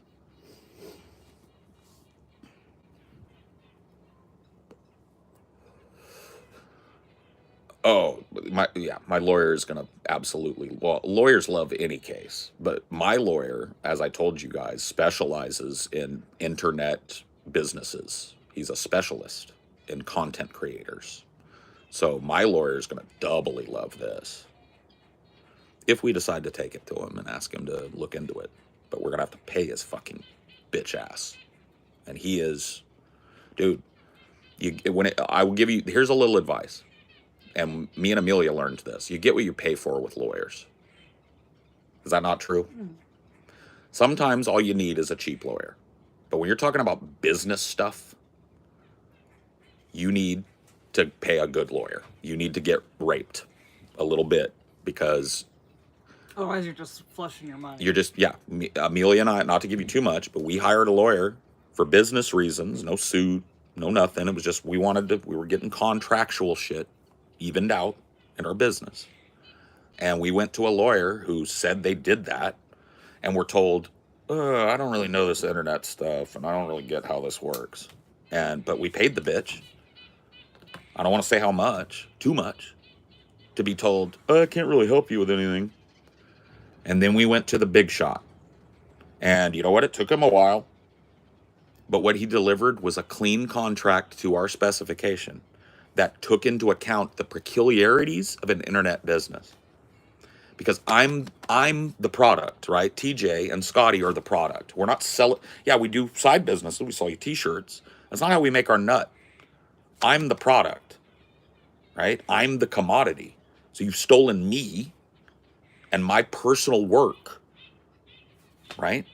Whether or not you profited off of it personally, we'll find out, but it doesn't matter in terms of assessment. Well, it does. If you profited, the assessment is more, because I'm going to seize all of that profit, right? But if you didn't, if I can't prove you profited, you've still personally infringed thousands of pieces of my work that I sell to people for a monthly fee. This is fucked for you, bud. I'm talking directly to Valkai Steele, who I know is watching. You are fucked. If we decide it's worth some money to fuck you, you better hope you've got nothing. You better hope that merch tier subscription you've been infringing with all these years is mom's money. And if it is, I'm going to take her money. If you're a ward of somebody else and you've used their internet and their computer to fuck me, I'm going to pick their pocket. Get it? If I were you, I'd be scared, because you have fucked me for years. And I have copyrights on all of that content. Every fucking piece of it is my personal work. It's my business. It's what I sell for a living. It pays for all this. And you've taken a measurable percentage of that illegally. Do you get it? If I were you, I'd be fucking weeping. I hope you don't sleep waiting for that packet to show up. I hope every day, every time your doorbell rings, you're worried. Every time you check your mail, you're worried. Because if I decide to do it, I got a case. Yep, this is what Kawaii Cost got banned out of the community for, yes. Sharing content. This guy, to my knowledge, isn't Kawaii Cost. But if he is, I'll find out. And then it goes back even farther. Then he's real. Dude, if this is Kawaii Cost, it goes back farther than 4 years. I'll tell you that much. I haven't lived in Louisiana in over 6. And that happened when I first moved to Louisiana. That was 2018, 19. That's a little longer than 4 years of infringement. So if it is Kawaii Cost, oh, buddy, would you accept for him to settle? That's not up to me. That'll be for my lawyer and his lawyer to work out. I'm not a lawyer. That'll be a decision made if we decide to go forward with legal action, which we may not. But I just want him to know that if we decide to, he is fucked. I don't know if I believe we're going to get any money out of it. But it may be worthy of an expenditure just to prove a point. Just to get rid of the infringing community and to put people on notice that we will sue your fucking ass, so don't share our shit. I think our fucking money will go up measurably. So it might be worth doing it. Who's Kawaii Cost? He's just a fucking nerd from the community. He was a orbiter of ours during DP and early Deep Fat Fried. He was kind of one of these dudes that was, we'd talk about him on the show. So he's like a kind of a bigger member of our community. And then we found out he was sharing our shit around to people and fucking bullshit, right? And so we banned him from Patreon, banned him from our community, and we haven't heard from him since. This may be us hearing from him again, is what I'm saying. I don't know that this Valkai Steel, Deadite 777, Steel Blade, the one and only guy, isn't just Kawaii Cost 2. I don't know. But if it is, I'll know it. And if it is, the whole lawsuit changes. Because we're talking about 8 years of infringement, not 4. Don't worry about it, Phoebes. I know that there was a stream that I did where I talked about it, and it's still live on my channel, so that'll be part of the case, right? Because if we can prove that this, I'm just saying that we're off in conspiracy land now, but if it is the same guy that's Kauai cost, we'll know it. And then that changes the nature of the lawsuit, because it's 4 years of daily infringement versus 8 or 9. So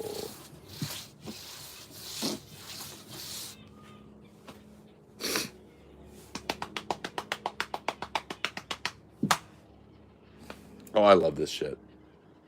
A good righteous villain monologue is one of my favorite things to deliver, and I don't get to do I don't get to do Shakespeare anymore as much as I like. So a good self-righteous monologue always feels good, even if it's for no other reason than to poke the bear. If it's the same guy, would you guys have to bring in Ben and Billy? No. No, we probably wouldn't sue for infringement, even if we could prove it all the way back to DP. That would be 2 separate cases. I have no interest in DP. I cannot be infringed, so it would have to be the Kirks filing separately. So maybe, I don't know, but I doubt it. I think this guy is not Kauai cost. I think this guy got butthurt by me a few years ago.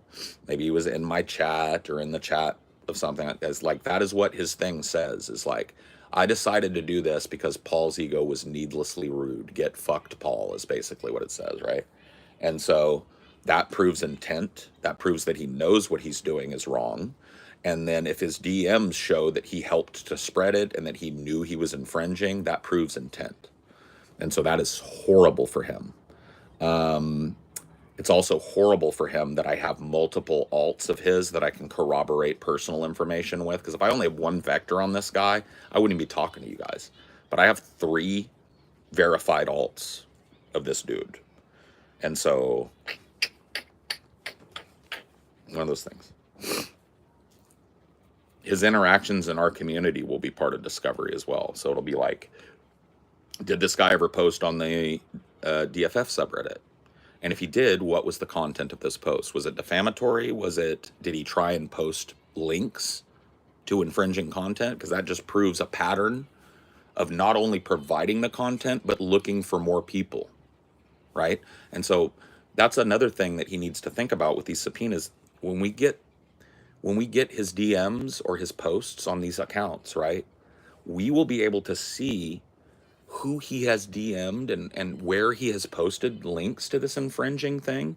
And so that's a whole different type of assessment. If we can prove that he not only provided it to a small group of people, but he was actually out there advertising, hey, I'm the guy to come to if you want to rob Pessimist Productions of their money. If we can prove that, that's a whole different assessment. So he's fucked. If I was this dude, I'd be shit in. Because he has provably damaged my business.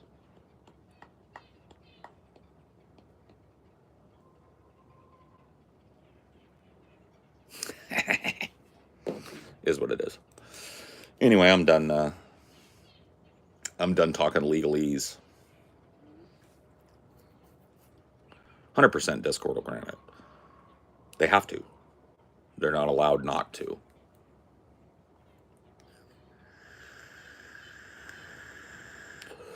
I don't know if he has taken down this shit. What I'm telling you is it doesn't matter, right?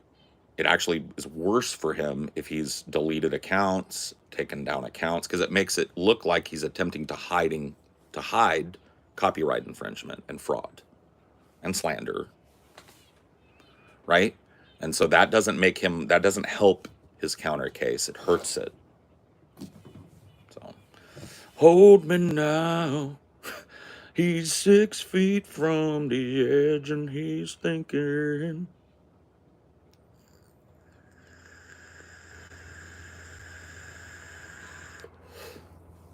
Yep. We already know that Reddit corroborates. We already know that Discord provides information for infringement cases and for slander cases.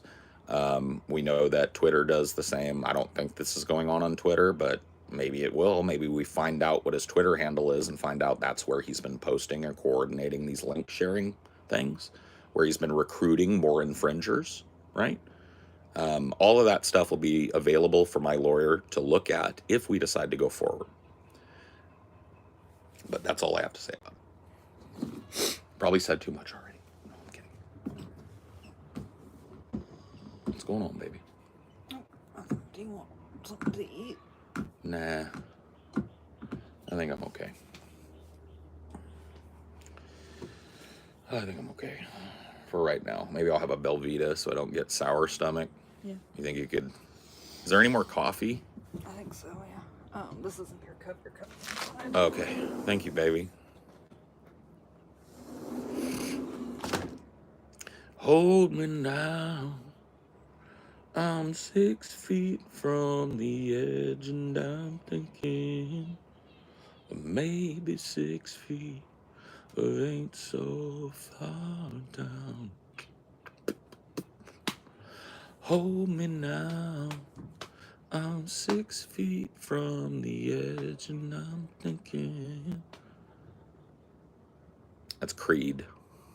What do you think about the DNC? We already talked about that today, Phoebes. That the whole first part of this was me ripping the DNC and ripping a fucking lib simp that was in here. I don't want to go back to it, bro. Hold me now.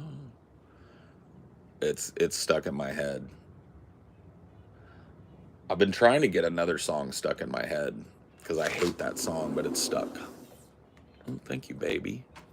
I appreciate you. Thank you for reminding me to eat something because I don't like getting sour stomach. I don't like getting pill stomach. You want to share this one with me? If you don't think you could I'm eat them, probably only going to eat 2, so that's what I usually do in the mornings when I'm not feeling like eating. Yeah. Because these are just real easy to go down, especially when I got some cow feed to put them in. When is it day? Look at this D and see these nuts. That's fucking brilliant.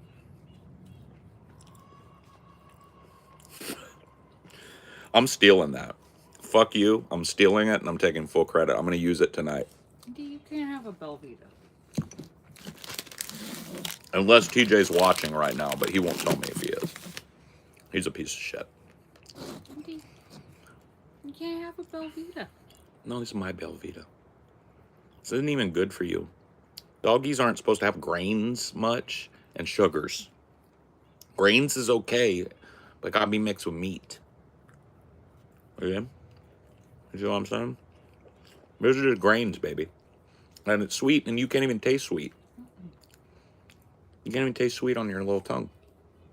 So it's gonna taste like cardboard in your mouth. And keep licking your chops. There's nothing here that you would want. No. Can't have.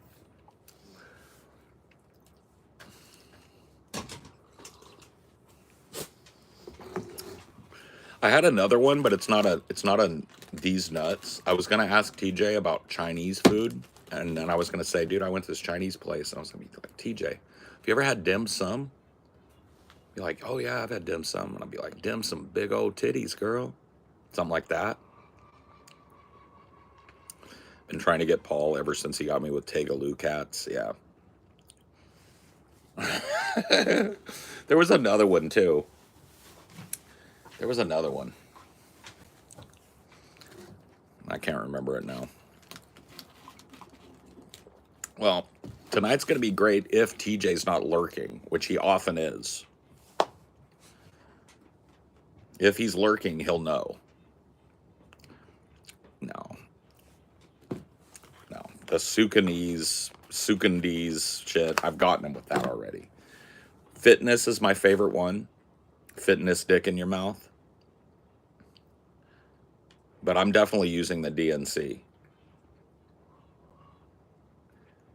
Take a look at this D and see these balls.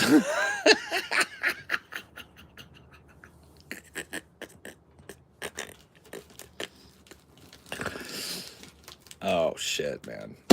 I love getting TJ with one too, because he hates it, man. But he's the perfect mark for a Ligma because he loves talking and pontificating. So you just got to go like, remember when I got him with fitness? I was like, TJ, I don't mean to get off topic, but can we talk a little bit about fitness? And he was like, oh yeah, man, fitness. I've been doing some weightlifting. I was like, no. Fitness dick in your mouth. That's the best, because it's just like, that's his weak spot. Yeah, I got that. What do you think about propaganda, TJ? Oh yeah, propaganda is rife. Well, why don't you get a propaganda at these nuts? Oh shit. For gotic magic, I thought of a gotical these nuts. What? That doesn't work. It's gotic magic. Go tickle these nuts. Oh, okay, I get it.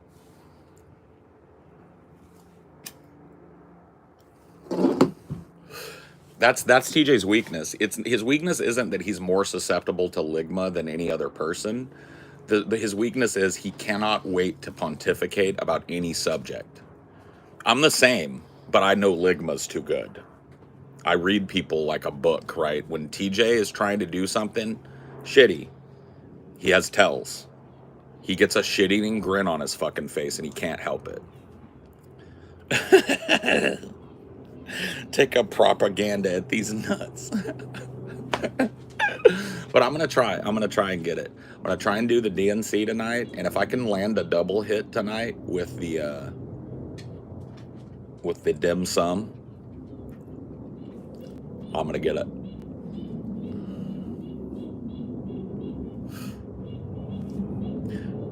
I'm gonna get it. I hesitate to tell you how I'm gonna land it, but I've got it perfect. If he's here, fuck it. He already knows. Here's how I'm gonna land it. I'm gonna say, TJ, have you ever known me to eat Chinese food? And he's going, well, no, dude. The whole time we lived together, I don't think we ever ate Chinese once. It's like, bro, I had some Chinese last night, and I found some stuff. I don't know if you've had it before. Dim sum. Oh yeah, bro. Dim sum's good. Damn, girl, dim sum big old titties. So I'm gonna land it that way with that one. And then with the DNC, I'm just going to wait till politics come up. And I'm going to go like, TJ, I know we've talked about this before, but could you just tell me, like, how you feel about the DNC at this moment in history? I just want to hear your rant on that. Oh, the DNC is fucking moving. Well, wait, TJ. Look at this D and see these nuts. So if I can get it, that's how I'm going to land both of them. That's your preview. And if I can land both of those, I'm a god. I am a god. Hurry up with my damn massage in a French-ass restaurant. Hurry up with my damn croissant.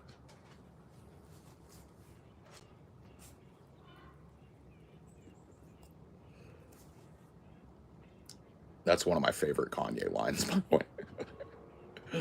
In a French-ass restaurant. Hurry up with my damn croissant. I fucking love that line, bro. I am a god, god, god, god. Dude, that album, dude, I'll stand on business. That's Kanye's greatest. Yeezus is peak Kanye. That's Kanye crazy, but still on enough to make music that wasn't Nazi shit. You know what I mean? Yeezus is a fucking transcendent album. That album is got 8 or 10 different styles of production in it, and he's at the center of all of it. It's his mania and his mental illness, but run through the grist of the art that he makes. Oh, it's so fucking good. It's poetic and powerful and socially relevant and conscious, but it's also like narcissistic and self-involved and delusionally grandiose, right? It's just a beautiful piece of work, and everybody shits on it. Always. I just talked to Jesus. He said, what up, Jesus? I said, I'm just chilling, trying to stack these millions. Those are great Sugandis, Paul. Yeah, Sugandis, man. I haven't heard of that. What is that? Just kidding. I'm not an idiot, bro. You're not going to get me with Sugandis, bro. You kidding me? Bro, I'm a Ligma fucking artist. I'm a Ligma ninja. I'm about to land 2 on one of the smartest guys I know tonight. 2. If he's not watching, I will land 2. You know what? I'm bragging. 2. I'm going to net him twice. It'll be at different points in the show, but I'm going to get him twice. I want to hit a fucking 2-run homer tonight. And if somebody can come up with a third one that I ain't heard, I'll try for the fucking golden trifecta tonight. I don't think he's going to catch dim sum.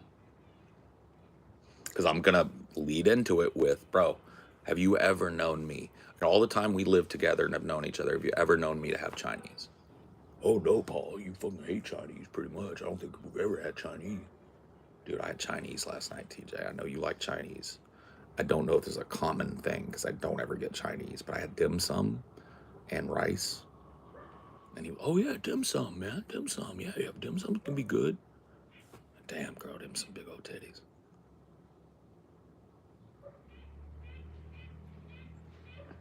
I do miss not having trash Chinese around here. There ain't no Panda Express for miles and miles. Yeah, pandas. I mean, here it would be just pointless because, like, there are more Chinese and Korean and Vietnamese and Filipino restaurants per fucking square foot. There are Panda Expresses in Washington. Yeah. But not around here for No. some reason. Well, because this is like, I mean, you know that this is a heavily Asian immigrant area, and so they would go out of business. Why? You and I love shit Chinese. Well, you don't, because you don't like Panda. I will get Panda, but only one thing at Panda will I get. If they don't have the honey walnut shrimp, I'm not getting anything at Panda. The honey walnut shrimp with fried rice and maybe like a spring roll, I'll eat that every day. But only that, right? So I can't really justify going to Panda a lot, but I would. Like, I'd get some Panda today.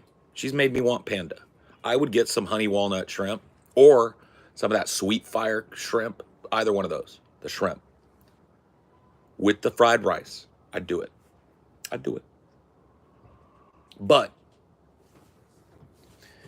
the only other Chinese that I like, and I like it every once in a blue moon, is that just like Americanized Chinese. The General Tso's chicken, the fucking broccoli beef, right? None of that is really all that traditional in terms of Chinese food. It's just Americanized garbage food, right? With a Chinese flair. I like that sometimes, but never is it my choice. Right? If somebody else goes, I want to go get some gut bucket Chinese, and that's what their heart is set on, I'll do it. I know what to order there, right? But I'm never going to be the guy that goes like, let's get some Chinese. And TJ knows this. That's the hook. I've realized that I can't fish.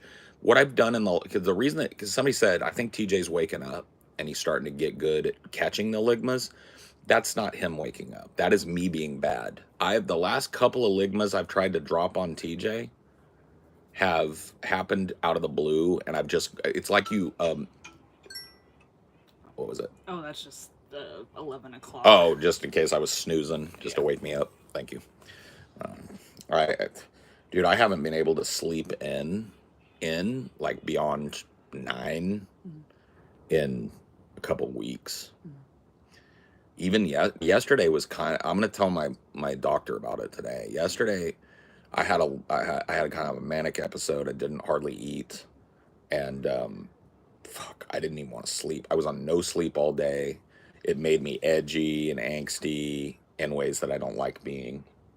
But I felt like I couldn't control it. Like I felt like at a certain point I was just mad, and not at any one thing. I was just mad.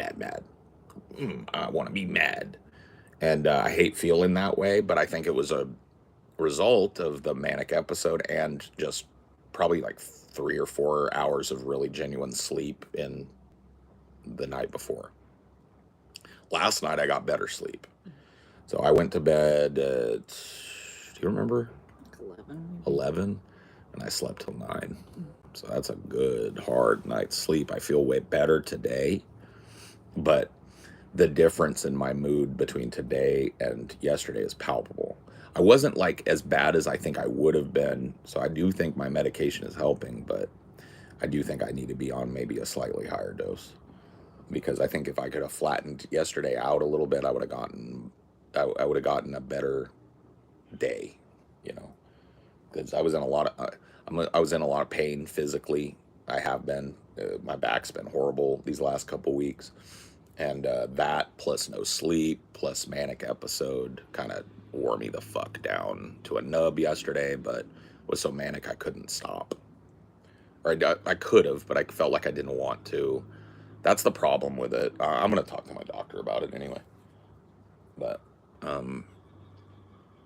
let's see what she thinks about it. My grandpa grew up in Shanghai. I have a bit of the traditional Chinese cuisine in my family. That's cool. Controversial opinion, Indian food is better than Chinese. I would love to have some really good traditional Indian food because I feel like I've had Indian food a few times. I've had curry with roti a couple of times and I really liked it, but I only liked the vegetable curries. I remember I got a chicken curry one time and I didn't like it at all. But I feel like roti with vegetable curry is like the most basic bitch Indian shit you could get. It's like saying, I've had American food, I got McDonald's, or I've had Chinese food, I got broccoli beef, That's how I feel about it. But there are a lot of things, like there's cheeses that they use in India, like really soft, fresh cheeses that look really good. There's a lot of like vegetarian based stuff in India that I would love to try, but I'm just so uncultured when it comes to Indian food, right? Just roti or naan bread and just a spicy vegetable curry. It's probably the only Indian food I've ever had. It does look hella good. So I don't know, but dude, if I have a good Indian food and then it's better than on any of the Chinese I've had, I'll fucking call it out. Indian food better. Well, here's how what my ranking of cultural foods is, right? It's Mexican, Central American, South American. So Hispanic food, number one, tip top. American food, I'm talking American traditional diner, burgers, fries, steak, potatoes, second. And then everybody else. I don't really care about everybody else. Those are my fucking home bases. But Mexican food is way above. Like, Mexican is not only just, like, not just Mexican, but, like, Hispanic. It's the king. The undisputed king. America's like the deacon or the bishop, right? It's down here a little bit. Well, if you're really craving, I found like basically a panda knockoff nearby. I mean, if you want to get it, we can. I'm not trying to force you. No. Why don't you get something from it? You were craving panda. I already just had my Belvitas. I'm not gonna want to eat till later. I'm not saying I wanted it Oh. right now. I'm just saying. Oh, well, save it. Yeah, add it to the list, and the next time you're craving it, throw it out there, and I'll get whatever they got. Yeah. Yeah, I can eat that stuff. I just don't like eating it a lot because I only have one or two different things that I'll get. The shrimp and the fried rice is what I'll get if that's what they've got. Mm-hmm. Some sort of like shrimp with some good Asian sweet hot spicy sauce on it or whatever, and some good fried rice with a lot of butter and egg in it. They have walnut shrimp. That's what I'm talking about. Can you read the description? Of what? The walnut shrimp. Oh. I have to go to the main page. It just says walnut shrimp with white rice. Okay, well, that's not great. I want the fried rice, but we'll see. Do you like pho? I've had pho. Here's the problem with pho. Usually there's a big piece of like tonkatsu or whatever in it, like pork in pho. And I don't like big, fatty, sinewy, cartilagey pieces of meat. And so pho and traditional Japanese ramen are kind of ruined by their insistence on chashu or tonkatsu ham. I mean, you can get a combo with fried rice. I was just saying. Oh, no. There's more information on it. Oh, no, it's all good. I will try the walnut shrimp because they have to have the walnut stick to the shrimp with something. It's probably a honey sauce, something sweet and spicy. Do they have like a firecracker shrimp, like a sweet and sour or sweet and spicy shrimp? If you're looking at, they got a sweet and sour shrimp. That's probably the one I'll get then, or maybe I'll try the walnut one. But those are my two homeboys right there in the Chinese world. Now that I'm not eating as much beef and stuff, I don't really crave the broccoli beef stuff. It's never been my favorite thing, and so yeah, that leaves the shrimps. I want them shrimps. You want to do a rapid fire before you gotta go? Oh, yeah. I do gotta go. I'm just gonna go. Bye.